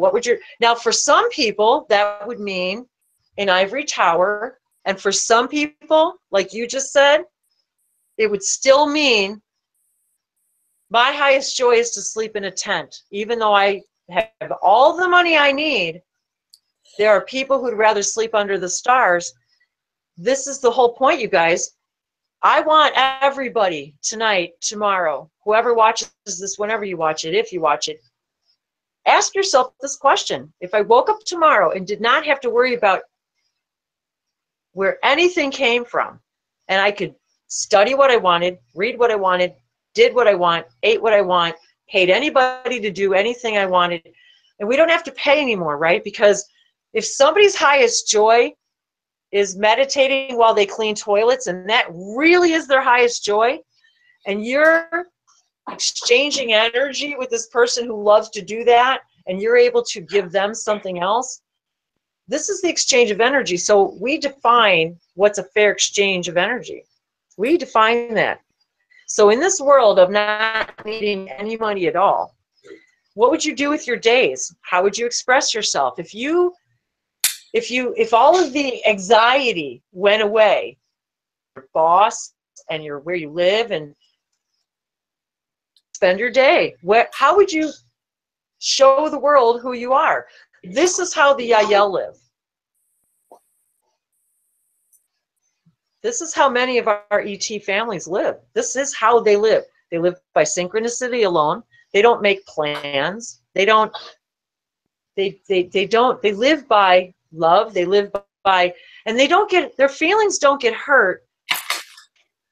Well, there's something else more exciting for me that I'd like to be doing at this moment, rather than being in this hangout each other for that. And I don't judge anybody for that, because I get it. This is how they live, because they don't need to eat, they don't need to sleep, they don't need money, and there's lots of different levels, different civilizations that are still going through these same gyrations that we are, and these same learnings, and these, but this is a question to truly ask ourselves. If you didn't need to do, what would you do? Because that answer that pops into your head, that follow, well, there's your answer. That's who you are. So this is what opening these portals is about. It's about being grateful. You've already manifested, for the people who've helped you manifest it, or it's for being grateful for the things you haven't manifested, because it's showing you. You decide. You decide. For you, nobody's, whatever you say you can and can't do is. And so we can no longer, we're stepping out of victim mode. We're stepping out of it, because there's no room for it anymore. We're so smart now, we realize we can't even blame anybody anymore. We can't blame our past lives. We can't blame our parents. We can't blame our siblings. We can't blame anybody, because we agreed to do it together. So ask yourselves these really tough questions. And this is about all this junk that we're all feeling is about finally getting rid of it all once and for all. This is it. This is who I am, laying it out on the table and saying, you know what? I have to believe. I have to believe. Gives me excitement and joy, can serve me and make me even more abundant than that shitty job or that place I hate to live in. I have to believe that, because if I believe that this can sustain me, why can't I believe that can? It's about all of this, you guys. It's about all of it. Everything that we've talked about tonight. It's not just about Egypt. It's not just about, it's about alignment. It's about frequency. It's about, we are literally vibrating right now in the knowledge of every single one of these entities that's present. All of your guys' higher selves, all of your angels, all of your spirit guides, your councils of 11, they're all present with each and every one of you, and they're all present in this gathering. And now let's talk about Chakur, and let's talk about the ships, And let's talk about everybody else who's watching these gatherings. Everybody who watches every conversation that you have privately with a person in which you're enriching and opening your life and learning more about who you are and expanding and growing as human beings and seeing what you're good at and what you're not good at and what you like and don't like. We had this conversation the other day, didn't we, Alicia, about when you start to have a business where you get so successful, you have no choice but to delegate the parts that are no longer serving you, that or that you don't have time for, or that aren't your highest excitement. Let's face it, when you have a business of any kind, there's pieces of it that you don't like. You hire people to clean your buildings. You hire people to do your accounting. You hire people to do your production. You hire people to help you because you don't have enough hands. You don't have enough time. That's part of learning to let your baby go, and that can be hard sometimes. But in order to progress to the next, you have to do it. Yes, you have to. And so it's about all of this, you guys. It's about learning to be abundant in what you love. This is what Bashar has been telling us for 30, okay, how long has it been now? 7 years? So, you know, you would think he'd be like, God, you guys, I've said the same thing every which way, 100,000 million times to all of you, yet you still come to my events because you want to hear it again. But it's all the same information. It doesn't matter who the teacher is because you're the teacher. You're talking to you. It's you talking to you. Your higher self has now got a mask on that looks like Wendy, and she's talking to you. I'm just you. That's it. We're all a temple beautiful, reflecting back in this beautiful crystalline that we all are. I'm going to just turn off my sound and my camera for just a minute. I'll be right back. And somebody please say something. I'll talk. Okay. Does anybody have any questions, or does anybody want to do any language? I can do some language. Shutakai no natai kalokahia ta shino kututaiana. Shuku tati ai hoyana chatkil lokana moya tayasha diadakana patiana. Tushutu kunanhi katataya tatiano kotiana shanatiata piana tata shanatika. Tugu nachiata tiko kutataiana na haya toto. Nashi tutaiana takaya tatana. Okay, go ahead, Will. Hia kanani hia ska hia tata huhoata nia sasasi kishishuya ya hoa toa toa ina si hia tahosha si kaya tataha nia toora sheshishiwa tatoara sisanawa tatihiha hoa nahasa hia tataka shashishina na hoa ta tekiata nania ta sakya. Sounded a lot like I said before. It sounded very similar to me. I don't know if anybody else, if do you know what it is, Will, at all? The language? Yeah. Yeah, I do. You do? Do you want to share? I call that language Akkadian, but it's really proto some language, but it was spoken in the previously in the ancient kingdom of Akkad in Sumeria. Okay.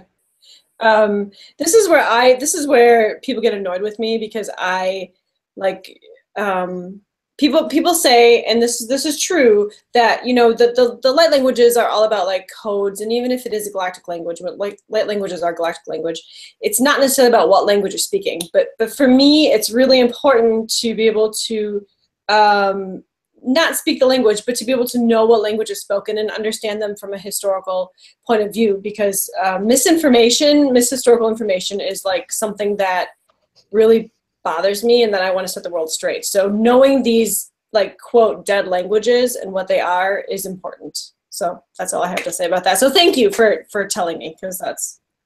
You're welcome. Anybody else? You're unmuted. Oh, okay.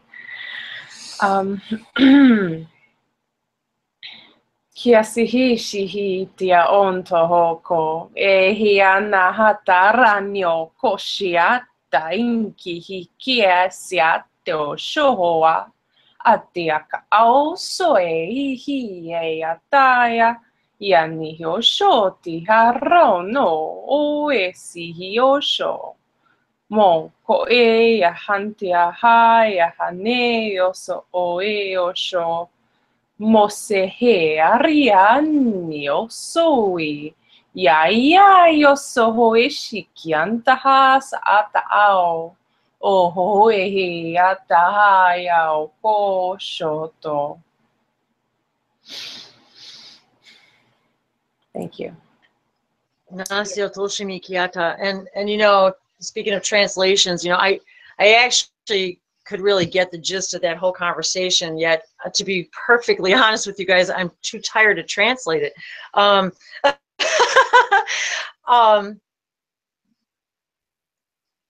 We all translators of this information, whether you think you can hear it or not. Your heart hears it, your DNA hears it, it's activating you. Remember, and this is something even with me who used to get really excited about other people who could translate my languages, and now I can translate them and channel them.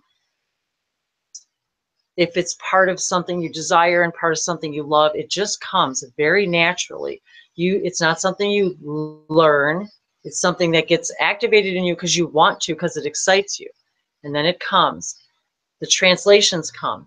But what I want to reiterate to everybody, because every single one of us who speaks light languages has received this question about translations. The light language is like, it's like taking an entire set of volume of encyclopedias and squishing all that information into imisiatoa. That's it. So there's no way sometimes, even though I try my hardest and I can write and write and write and write, I cannot possibly always transcribe or interpret word for word what the message is, because there's too much information. I can hear it, I can feel it, I can see it visually, all of the things that they're saying, but I can't possibly say it all because you can't fit it all into words. I would literally have to be here all night long to translate that message. But we hear it and feel it, just like that. We get it. It's like a person who knows physics equations and the person who can't, like me. So, but they would look at it and look at it on the board and they would know right away what it means, what it says. They can take that whole equation and they know every single thing that every one of the parts of that equation, what each of them represent, just by looking at it. Well, this is how your body responds to this stuff. It just knows by feeling it, hearing it. So I would say most of the time, well, maybe not most of the time, because it's a mixture of, sometimes it's someone actually talking, having a conversation with me, telling me a story or explaining something. But sometimes if it's an etheric being, or even if it's a physical being, the messages are uninterpretable, and they're not supposed to even have a translation, because you're supposed to only feel them. They're supposed to be felt with the heart. And that's why when you speak them, people say, well, how do I learn to do that? Well, you can't really learn it mentally. You hear it, you feel it, and then just like Bree said, I can't, one day I want to be able to do that and speak like that. And I told her the day we met, parking lot, one day you're going to be as fluent in galactic languages as I am. And it wasn't very long, and we started hanging out. She started spending the night at my house, and we started going in the magic forest. Misa todia mediana no wa kishiata ro kwa bakiasha ni wala iko soporea. Minari wala. We would have conversations in galactic languages for freaking hours. Hours.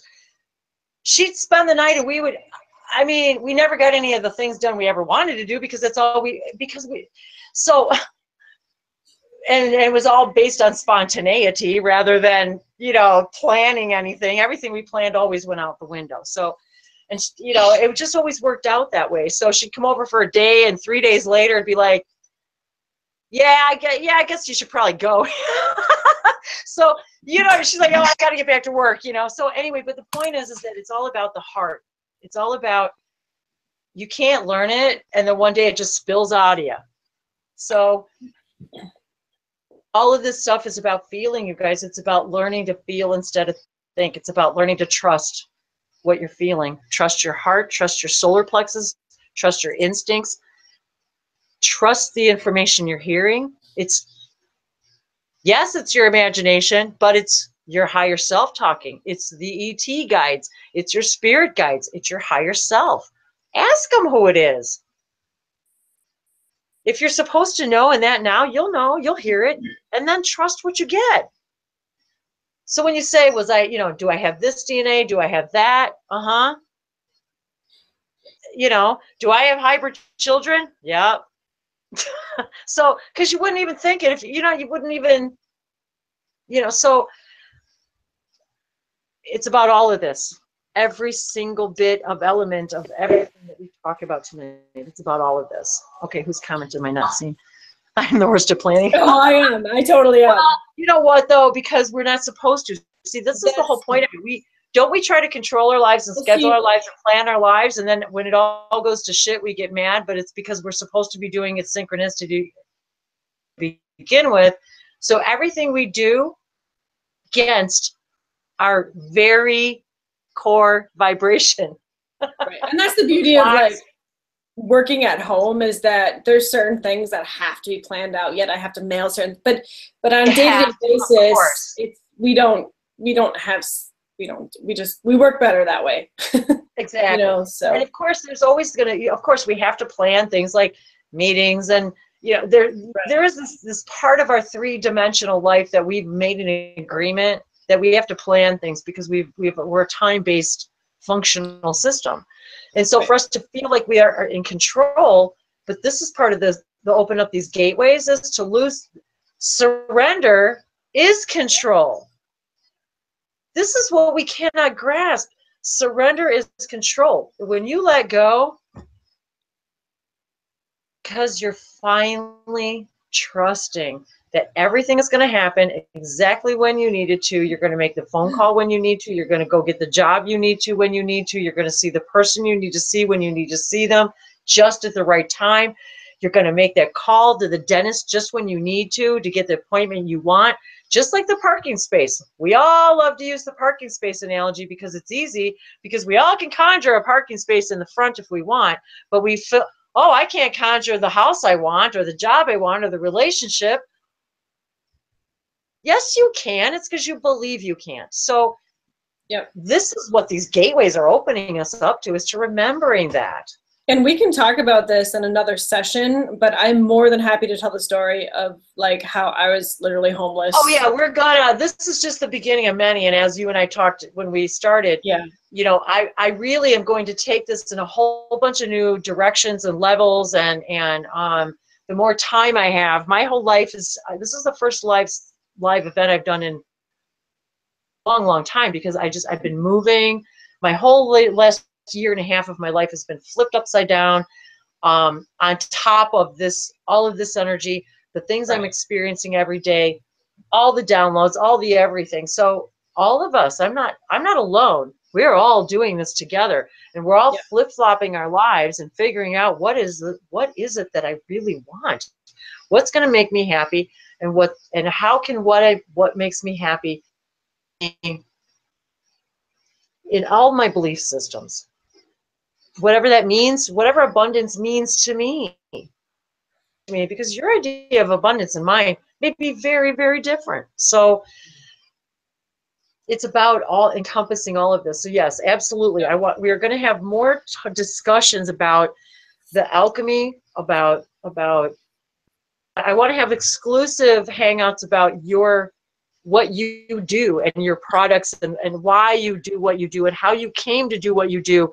Okay. How you go about your research, just stuff like that, because it's important for us to showcase each other in this way, because our very important piece of this whole puzzle, and we're not in competition with each other. We're here to support each other and amplify each other, and then integrate and alchemize what we can do together. Because now just as you and I have talked, and Bria and I have talked, and other people, about taking and alchemizing this stuff, all of it, and making better and newer. 1 and 1 makes 3. It makes a new thing. We have babies. 1 and 1 makes 3. So it's about making a new thing out of alchemizing, just like you do when you look at the recipe and you say, okay, but instinctively they're telling me to massage this or do this or add this or change this. So it's about all of that. And when we do that, you're actually activating people just by people buying and using your stuff. Yeah. And when you guys create art, when you create music, when Ade's putting out her videos, when Bree's putting out videos, when Shiny's putting out videos, when Will's anytime any of us are putting out any form of creative expression of any kind whatsoever, you're changing everything. You change the world, and you're giving another person permission. But let me back up just for a minute and remind everybody that if you didn't do anything at all, except be alone every day and make yourself the best human being you could be, but say you're not artsy, you don't build, you don't make, you don't nothing, none of that interests you whatsoever, and all you ever do is get up every day and you do your thing and you go to work or whatever it is that you do in your day, you don't have to be anything more than what you are breathing. Nothing more. You are perfect and good enough by just being you and breathing. You don't need to feel like you're not good enough because you're not doing something important or creative, or because each of us, and I love the analogy of the company, and you can relate to this. If you have a building and a company and a staff, and the garbage man doesn't come, and the garbage piles up, well, where does everything goes, right? Nobody wants to be there. It stinks. There's bad energy. There's flies. You know what I mean? It's the environment becomes poison, all because the one guy who we think does the most supposedly menial job on the planet, supposedly because he picks up garbage. Well, guess who turns out to be the most important part of that unit now, right? Of that company. The owner. That's the thing. We don't care about the owner anymore. We want to know where the garbage man is. That's something that's going to be really interesting, is to watch the businesses, because the businesses with everybody waking up and the new energy coming in, the aspect of what is a business and how a business is run is going to change. Yes. And we're like, I don't want to say we're on the forefront of it, but we're on the forefront of it. So the way we run our business, the Shark Tank would probably have a fit at the way. And this is how we're changing the world, but because this is how it's going to be. You. Exactly. Yes. Exactly. Yes. As each one of us takes our heart-based, our heart-centered knowledge and puts it to use, that's how we change the world. That's how we change businesses. That's how, when Alicia has a business and now she needs employees, guess who wants to go work for her? Because she's the best person ever to work for, because she's embracing you. She honors you as the most important, just as important part of the puzzle as she is, because she knows without you, she can't function. Her company is only as good as her, supporting her. And don't we all know that? Haven't we? I know me. Haven't we all worked for companies who didn't give a rat's freaking ass about you? And you know what? 5 years later, when you're done or gone or you've quit or been fired, no. know. So we've all been there where we've not been appreciated as an integral, important part of the cog of the whole thing. This is what we're empowering each other to do as a human species, is teaching each other and empowering each other and showing each other that we're each as important part of the cog as every one of us, that there's no need to compete. It's we need to grab onto each other and start helping each other turn the cogs. That's what we need to be doing. And we can see that in an illustration of the lining up of the sun and the planets and how right now it's all lined up. So everything now is working in unison the way it should work. And so we need to recognize that, I guess. And that's a perfect metaphor for alignments of any kind, whether it's planetary, you know, anything like that. So absolutely, we see this reflection in everything we're doing in the workplace, and as these millennials are going into the workplace, and they're the ones now who are going to be starting businesses. They're the ones who are going to be the ones who are the bosses, and they're going to run things differently. It's going to be like meditation and I'm a firm believer that and I want to say this, I'm going to be very careful how I say this. We all know the school system's broken. By the way history, because I'm all about history gets turned around when we can't learn our true history, our true origins. That's how things get screwed up. So we're here now to bring that information back and incorporate it and show that, you know, what mostly has been taught is not necessarily the truth. And now you even see it on like programs that you watch where more information is coming out, and you have to be the discerning one to say whether, you know, whether that's factual or not. But now more so than ever, you know, new digs and new artifacts and new stuff, and it's changing the way we thought history went. Where did you go? Yes, hi. Welcome back. I just had to close the door. I was still here. I just had to close the door. So yeah, everything that's exactly right though, because that's what this is about. That's what this is about, and that's what we're here to do. Yeah. Yeah. Because it's going to seep into changing the way we do business, the way we do business with each other, how the people who are going to be the employees and the employers, and how we exchange energy. The way we exchange energy is going to be different. So, Will's got to go. Oh, he says, oh, I don't know. I'm experiencing it in person. I thought you said you had to go.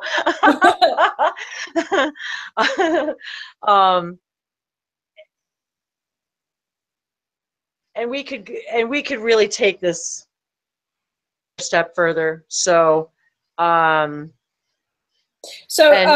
let me. Sorry, is that okay? No, I was just gonna say I was actually looking at the question too about the solar eclipse and all that, and I was thinking the same thing, that yes, we all absolutely should do something amazing, you know, for the solar eclipse, on the solar eclipse. And this is also a shout out to everybody to go make hangouts, go make meetups, go join people of like minds. This is how we do this, and this is how you find jobs, because when you start meeting up with people who are like-minded, and they just happen to own a business that they just happen to need somebody, you know, works.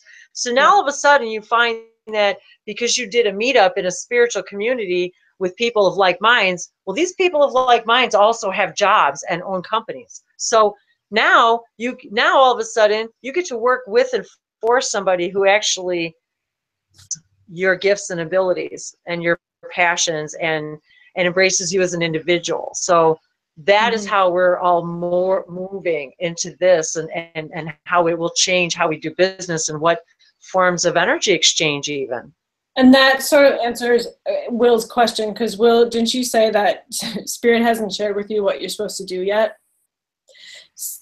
So I just And want to that's say about synchronicity. as I told Wendy in our conversation, that sometimes I feel like I'm in the same boat as you, because I want, you know how like in our 3D world, we want labels for everything, we want definitions for everything, we want this is what you should do, this is what you should not do. And so sometimes I feel like as much as I'm connected to my team, I'm totally not connected to them, because I ask them, what should I do? What's my purpose here? And I don't have a specific answer. And so I think with going inside lately and working through some of the issues that I've been dealing with, your purpose is what makes you happy. That's how you're going to go through it, and you're going to find it. And by doing what makes you happy, you're able to help and heal the other people. Perfectly. You can't help heal like if you're lost or if you're broken, or right. You can't help heal if you're stuck in a job you hate because you're not vibrating at the healing vibration. Right. You can't. So it may not be something like specific, like you're going to go out to do this and it's going to take this long. It never is. And that's what we want to hear, because I want to hear We want to hear that. Well, you're supposed to go do this. And they can't tell you because you have free will. Right. Second of all, you get to pick the theme. Okay, I want to be of service, or I want to be a healer.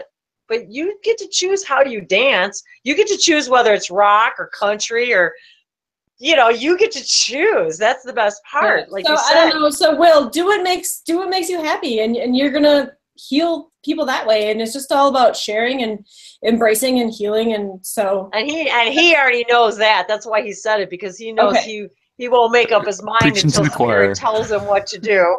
Okay. Well, I say it that way because I have gotten the messages that are very specific. Can you tell them to send them to me, because I haven't? Kara aihata ata ana ashashia okoata takatana asigi hachichikana no otokoso atikitariata arska horshuia kananiata skayata tuarashi.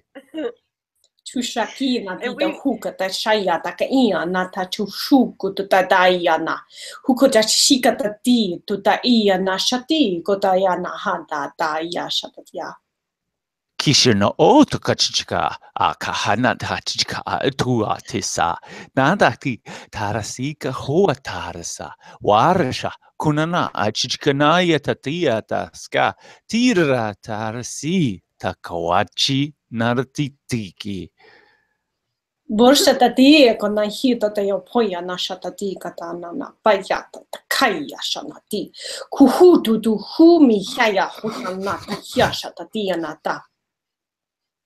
Karsanoko Torsa watatashi natika tatars torshishika hotano shaya tatika da. Exactly. And when you're really in tune and listening, the details will fill themselves in, or you'll bump into somebody, or it develops. Oh, it was orchestrated. It feels like it was an accident. Oh, I never thought of that. Mm-hmm. So when you say you're not hearing the details. Yeah, with me, there's just way too much 3D going on. And after this weekend, I will be open enough to hear it, is basically it. Exactly. And that's exactly the message, Will, is sometimes we can't hear it because we're just too busy. We're just too busy. And it's not that they're not telling us, but there's also that element of to you. But there's also the element that we have to remember with even the ETs, and I'm noticing this more and more in channelings, that people are getting very frustrated about the lack of detailed answers they're getting, because that's not what they're here for. I tell you, yes, you're from there. Yes, you're this. Yes, they're that. There was a little while when we needed that validation, but they're really getting away from that now, and any good teacher makes you show your work, right? Show me how you got to that answer. That's why they're called spirit guides, guys. They're just guides. They're not allowed to tell you what to do. They're not supposed to tell you what to do any more than you want to tell another person what to do. And that person comes back to you and says, well, you told me, and that didn't work out so well for me. So, right? So they're guides because they're here to guide us. A teacher doesn't give you the answer. Class, and she gives you a test. Answer sheet, because you gotta. I totally had a teacher that did that, though. I'm just gonna like throw that out there. But you know what I'm saying, and I did too. But well, and that's just, you know, there's a lot of good and weird things about that. But whatever, you know. but the point is that most teachers, the good teachers, they want you to figure out how to make you good, you to get to the answer. And they can show you how to get to the answer, and then you can get to the answer. But if you don't prove to them by showing your work, they want to see how did you arrive at the answer, because they want to know, did you learn the lesson? They're not called lesson plans for nothing. So all of this is it's all so metaphoric, yet it's all so real and so literal. It really is. It's all literal, but our metaphors are our reality, and this is the paradox about all this is when we go to sleep, we're living our real life.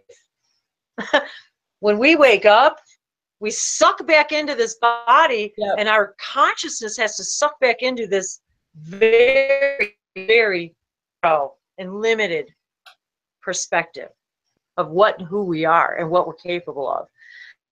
But we're doing it on purpose, because when you already know you're a god or a goddess, and that when you know that already, there's a less of an element of process. We come to Earth for process because it's thick and long and drawn out and hard and ugh.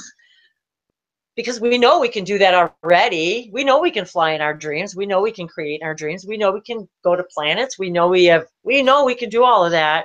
We came here to forget on purpose. So we can experience and that orgasmic feeling when you get it, when you get something. There is nothing like that feeling, is it? When you figure something out. When you figure out something that you love or that excites you, or that, like you said, like Einstein used to do, and Tesla, I need to figure out an answer to this problem, and I know the answer, and this is not the same frequency. And so I have to get out of the frequency of the question in order to hear the answer. Well, now we're all moving out of the frequency of the question, because we all know we already have all the answers. We're moving into that, I already know the answers now. I don't need necessarily anymore. How many of us don't need particular teachers anymore? How many of us cut our teeth on particular channelers that we just don't need to listen to anymore? You listen to them? Well, and this is what you and I had talked about, was that with some of these channelers, it's not that they're bad channelers. They're channeling on various levels, and because so we're all at different frequencies, right. And all teachers need different students. And so, like, if you have a bad channeler, or you didn't get the information you were hoping for, or that channeler was completely off, it's not that necessarily they're a bad channeler. They're just not channeling on your frequency level. That's all it is. Yep. And so, you know, depending on how high your frequency is, sometimes it's harder to find a channeler for your frequency level, you know, depending on, and to know, it's confusing, but that was the conversation we just had recently. And I'm glad that you brought that up, because it's that is something very important to interject here, because it's a lot about discernment. And as we grow and evolve, we become we become much more clear. Gatherings, when we use these portals and these powers of the planetary alignments to our favor, we're able to come into that knowing and that beingness, that where you no longer even have to think about it anymore. It's like when you learn to be grateful every day when you wake up, And people say, God, don't you ever get tired of, I'm grateful for this, I'm grateful for my bed, I'm grateful for my food, I'm grateful for my toothbrush, I'm grateful for my teeth, I'm grateful for my feet, I'm grateful for my hair. Don't you ever get tired of all this? Well, because eventually you just vibrate there to yourself anymore. When you finally get to the point where you really truly love yourself, you don't have to necessarily there in needing to tell you don't need to continuously validate your self-love anymore. You just simply relax into it. Prove it or disprove it. Knowing's about neutrality. It's about knowing. It's about, I know this, therefore I don't even, I just know. I don't, it's about moving into the knowing. The lion and the lioness knows when they come out in the open, you better look out. So embrace your lion energy, embrace your lioness energy, and we're becoming in our own sovereignty. When you become sovereign, become humble, because once you understand your power, you become humble. You know you don't need to wield it because you already know it. You don't need to talk it. You don't need to spew it. You don't need to continually validate it out loud to other people. We already know the people who have to validate things out loud are the ones who don't believe it in their hearts.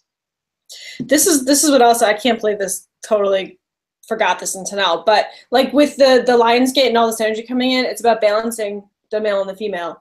Yes, like, male and female. So many people are having, that I've come in contact with, are having outbursts, whether it's the male yelling at the female or the female yelling at the male. And it's all about now it's time to be equal. There's no. And the lion and the lioness, they don't, see, the thing is about that too. The lion and the lioness don't, each one knows, each one is equally powerful, and each have their own, they're both scared to shit about each other. They you know what I mean? They still are afraid of each other too. So because they know each other's power. And you're right. It's about this balance of feminine and masculine energy, that the scales have been tipped for too long. I just had this conversation today with somebody about us and the Sirius energy, these portals, this divinity, divine energy. We are rebalancing the waters. We're finding we're finding the level again about the male and female, the lion and the lioness, and we're finally all embracing within ourselves. So when I did cards this morning for like just the general what's today going to bring, these two are facing each other like this. It's the Emperor and the Empress. The Emperor and the Empress. So I just can't believe what a perfect, I'm going to call this a perfect closing of the gate today. Yeah. Because we have opened a most important portal and a most important gate tonight, in many, many ways, on many, many realms. And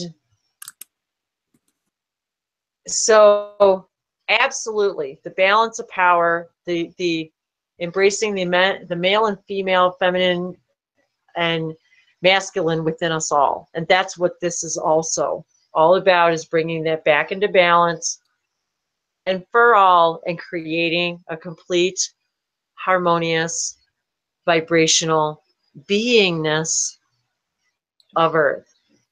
So thank you all for being here. Thank you, Alicia, for being such a gracious and wonderful creator and bringing this beautiful Egyptian energy, a beautiful strength into all of this. I want to thank you all that have come and gone. Thank you all for sticking it out. I know this has gone much longer. But it's because we are so excited. We are all so excited about sharing together and being together that we get excited, and it builds excitement. And this is what Bashar was talking about. Become passionate about what you're passionate about. Miasoto simiano kuala kandia sono shibo kosieto shino sabi hilia la tera sono rogo shamoko resetershniwa. Healing and reaching into the timelines. Niadora somoko leanda shnatora sipike inara so, and breaking the chains of the beliefs of everything we have ever thought we understood about our past lives, about how it affects us, about what we can and can't, how we process this information, and how we no longer have to believe the things we have been led to believe, and that the answers are there for us they're right here within us. Masoto shimiki alontora sopone kawalandi soto sebe. Sinitia soto shimiki landi sono tibe gonawi ishnoku. So te don't niamba koshna. Wahunga yamiano wakilendo sokwa. Honde shnodi yamago niera golahano gwa koshata kiana koshe. Me torisito somude shinuawi yani guatashi wonu shiwa lehunu kuapautore simi. Many gates within all of us have been opened on this epic day of infinite creativity that will last us all lifetimes. And this is just the beginning. This is the beginning. It's creating this new earth. And together, we're doing it. Together, creating it in a way we never have before. This isn't, it's not about Fufu land. It's not just about meditation. It's not just about ATs and first contact and disclosure and Egypt. It's about creating the very planet, and we are ascending a planet and a species at the same time. This has never been done ever anywhere in any of the universes, galaxies, multiverse, any timeline, ever anywhere.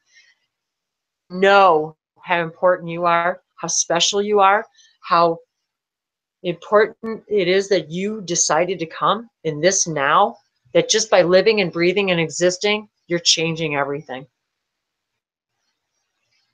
You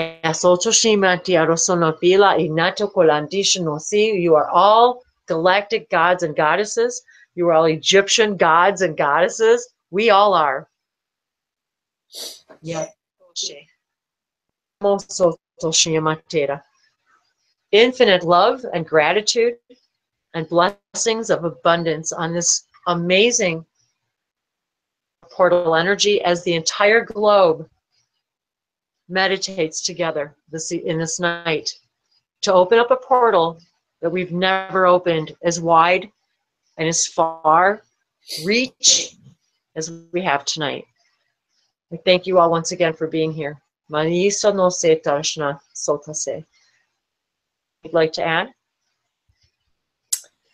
No, just thank you guys for the opportunity. Gratitude, I really Will. enjoyed it. Nashutata ni kotanashi katayo honashi katatayo no tatayo kokuntayo totatayo shotatayo totatayo mashitana.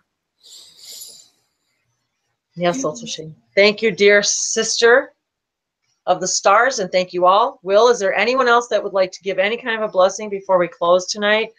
All blessings are welcome.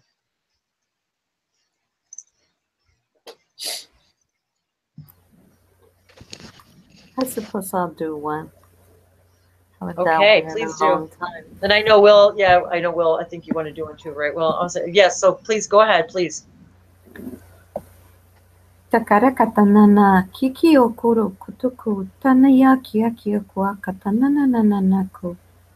Kiri kiki okotanani kiki okoro. Tanaya kiaki okotoni kiki oko. Kariaka lananana. Sori kali otoro soko tonoko skuru kutu. Sariaki okotana sari kari teni kiki. Seyi okoro ta kali kari otokoro akalaka. Toroaria keiti kia kuturukutu. Naki kia kutu kurukutuku. Niki ya kia kwa kata kia kuruakata.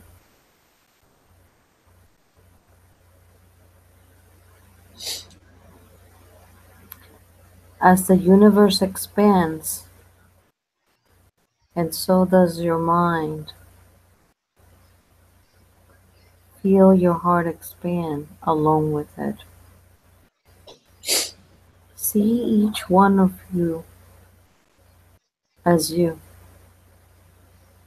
and see each other's heart as the heart of God. Know that within each one of you dwells a part of the One, and all are an expression of it. For when you fail to do this, you don't see yourself. You see an illusion of yourself.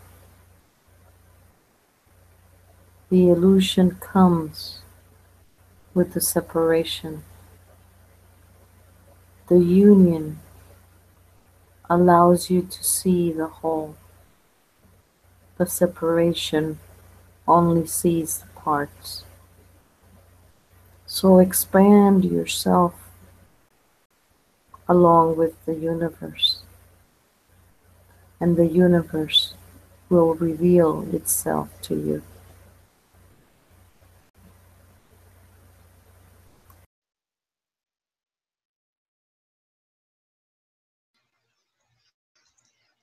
Yes, Otoshia. That was beautiful. That was Perfect. Yes, Otoshia. Yato ikiano koyacha notia pakia. Latini ato shanabiato koyasha notea. So notisa miato ashanoa pa ayanan koakate tayana. I just wanted to send that out to Sabrina because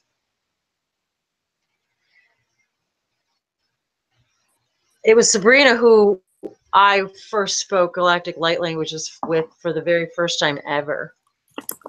Her hangouts many, many years ago. It seems like many, many years ago, even though, but it was many years ago. And a few, anyway, it just seems like a lifetime ago. But so I remembering that moment, and so I was just brought back to that moment of that changed my life.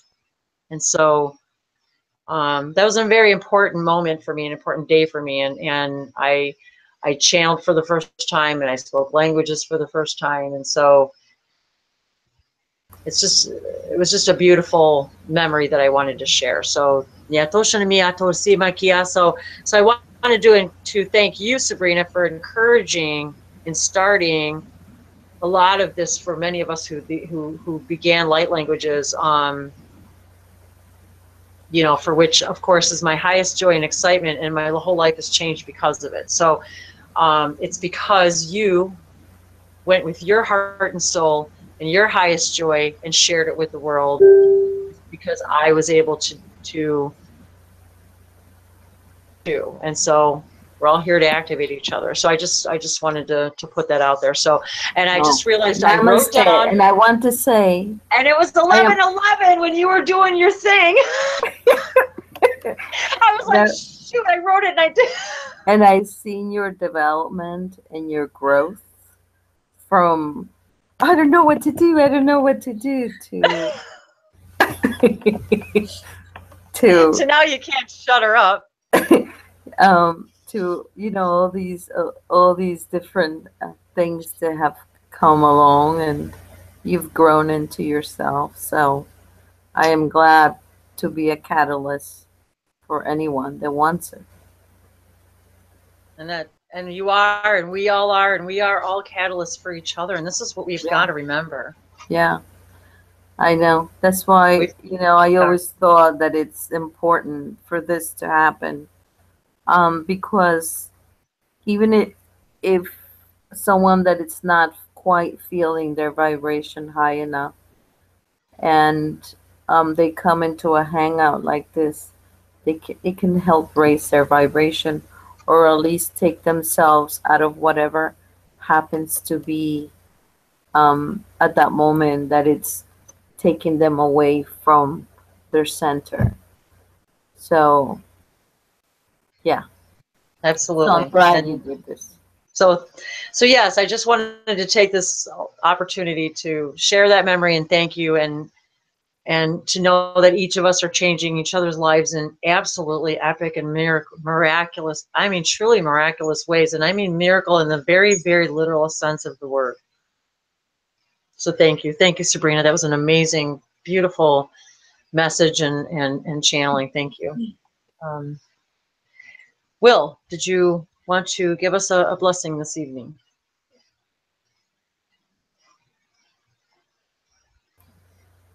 Come on, Will. William. I wanted to make sure you were talking to me. Yes, I am, my dear. And another Super, catalyst to my growth and my Aquarian fire teacher. Siatika na atahoa. Nyatokia. I love you all. Sikanaya. Arasantahatia. Torasana chikarsazaria. Nara hora tataya. Shishikaya kawatahi. Hishanaya takaho. Natakasana tatita tatara. Huara tisaya chacha chikananawa tatahua tataha. Nihatananaha isiata. Tita tohora shohora tohorshi. Naya kawa tataya. Tatakanani shikata kodasi. Torshisha, Niarakatari Ratatara, Shisha Nanahiati, Sayatakanani Hiatora, Shua Chichikia Tatakarsini.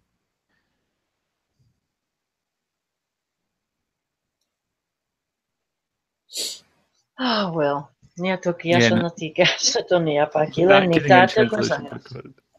Yeah, love you too. Shikuhisaya, Nia Tatakaharsa, Nia.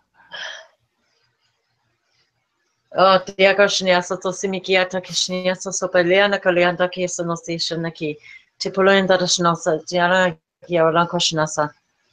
Wilsonashkorskia, Siga Akiata, Horshia, Sorsanar, Sigeta Cardia, Teti, Horsani, Chiku.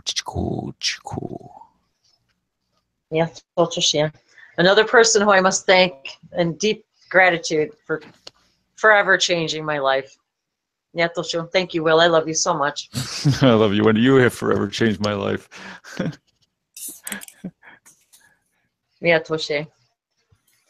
Okay, who wants to go next? Oh my gosh! Well, all of you here, you're all so amazing. This is Bree, by the way. Hi. Oh, here, let me turn. I love you, Bree. Hi. So you don't have to if you don't want to. Oh, there she is. There she is. Hey, yeah, I could talk about this stuff all night long, but to wrap it up, I love you and thank you for what you're doing and for being yourself and for being authentic and sharing yourself with the world. I second that, by the way. It's quite a journey. Thanks, you guys. It's quite a journey to authentically start to love yourself so much, to open up in ways that you never thought possible and start doing things that you never thought possible, and to see other people doing it is such an inspiration for others, and it's incredibly uplifting and motivational and magical and awesome in so many ways. So, you know, I think that's what we all kind of have to. The world to me, it does. Start doing, right? I mean, for all of us in our own ways, I know it can be a challenge and it can be scary, or, you know. But well, look at just what you and I, look at all that you and I have alone have experienced, just you and I, in the last, since you and I met, and it's only been a little over, well, about a year and a half now that we met. So, which feels like a lifetime. Yep. Not in a bad way. So absolutely, it changed my life. That whole, and had you not reached out, and had you not commented on the video, and had you, none of this would have happened. So you were the same way. Look, you were afraid of everything. You were afraid of everything.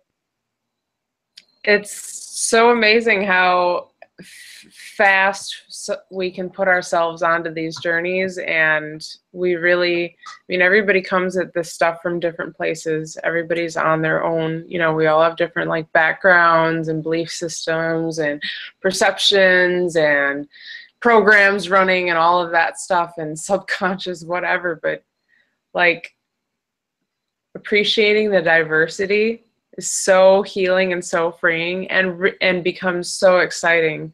The fact that we get to, like, we're privileged enough to have so much diversity. There's a lot of perspectives and absolutely, we're all exploring every avenue in all different ways.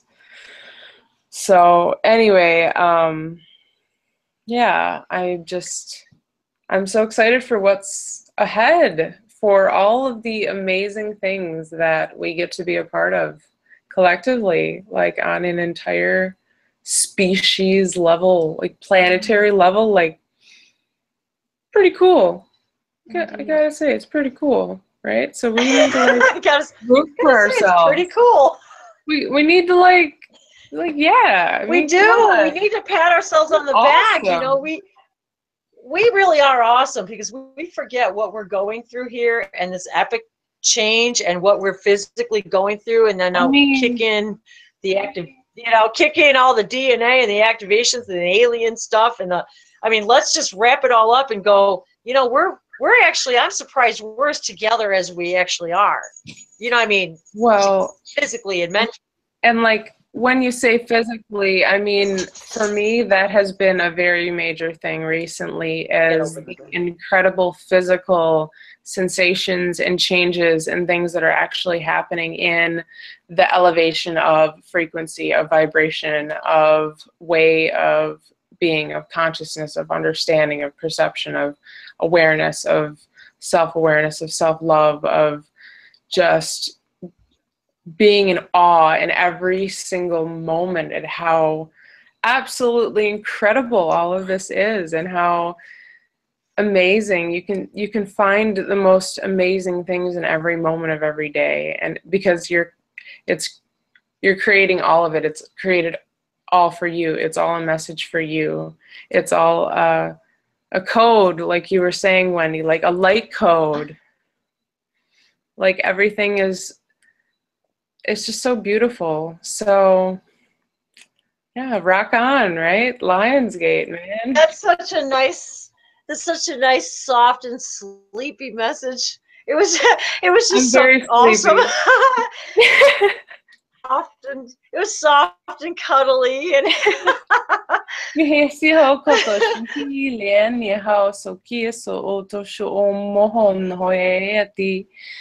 Ihiliano so koshi ni so kohoe tisaata sho to hoe ka anda ata aya so to ishi tahaya.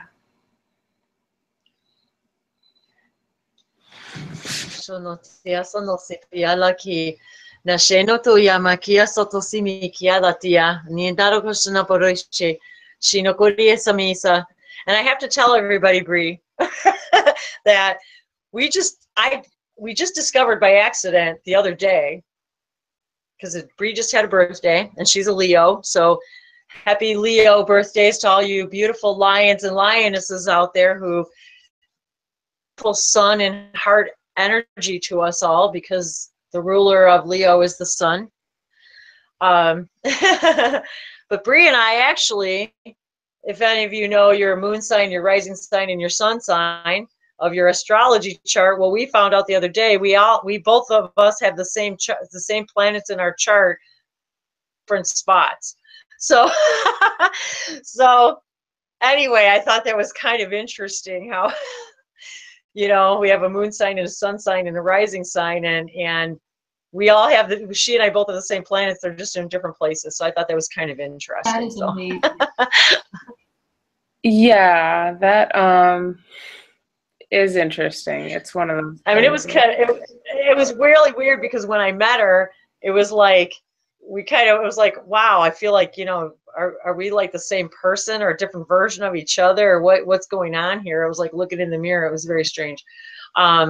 So anyway, I thought that was kind of interesting. But Ade, since you're there, is there something that you'd like to add for a blessing?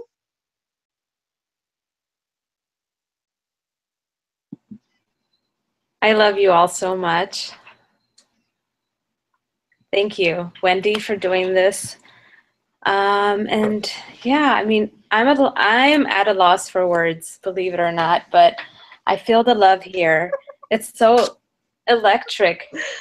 I just couldn't handle it. It's too much. It's wonderful, and I want to share it with you guys. I want to share it with the world. And thank you. Awesome. You all have raised my vibration. I appreciate it. And I hope you have more of these events. Oh, I will, and I encourage us all to have more of these events because they're heart opening, and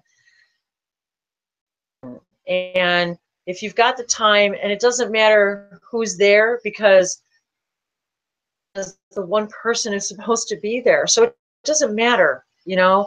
It's not about the quantity, it's about the quality, and it's not about reaching the masses. It's not about healing the millions. It's about healing you one at a time. Because as each one of us heals, we emit healing vibration, and people want to know how you do it. How do you get that peace the way you do? And all we have to do is walk into the room and people feel it. You don't need to do anything. They just know they want it. Absolutely, and that's how I felt. I want that. I don't know what it is, but I want that. That aura thing you got, I want that thing. And then they go, how do you do that? How do you get that? And then you say, let me tell you, I have this group of people.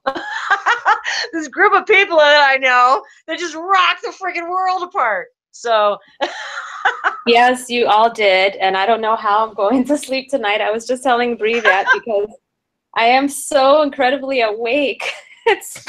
And I do. Oh, you won't be for long. Believe me, we're all gonna crash like big lead balloons here in about 10 minutes. I swear to God, after today's session and tonight, I swear I'm probably gonna sleep all day tomorrow, or I'm just gonna be late. I'm gonna be like a zombie tomorrow. The energy is just gonna be like how you express that the love is just pouring out of you, because that's what we're doing. That are overflowing and overflowing.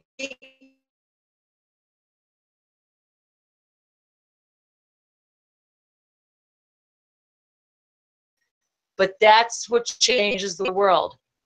That's what builds beautiful businesses and companies, is impulses and people like you who are out there building your dreams, making your dream happen, and bringing the heart you do. Everything you do.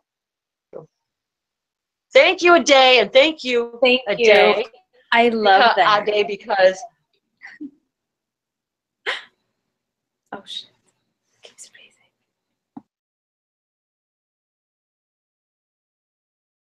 Also has Mariah. I can't hear anything that she's saying. Me neither. I don't know what's going on. We lost her. We lost her. I know. I was gonna say, what happened? Where'd she go? Yes.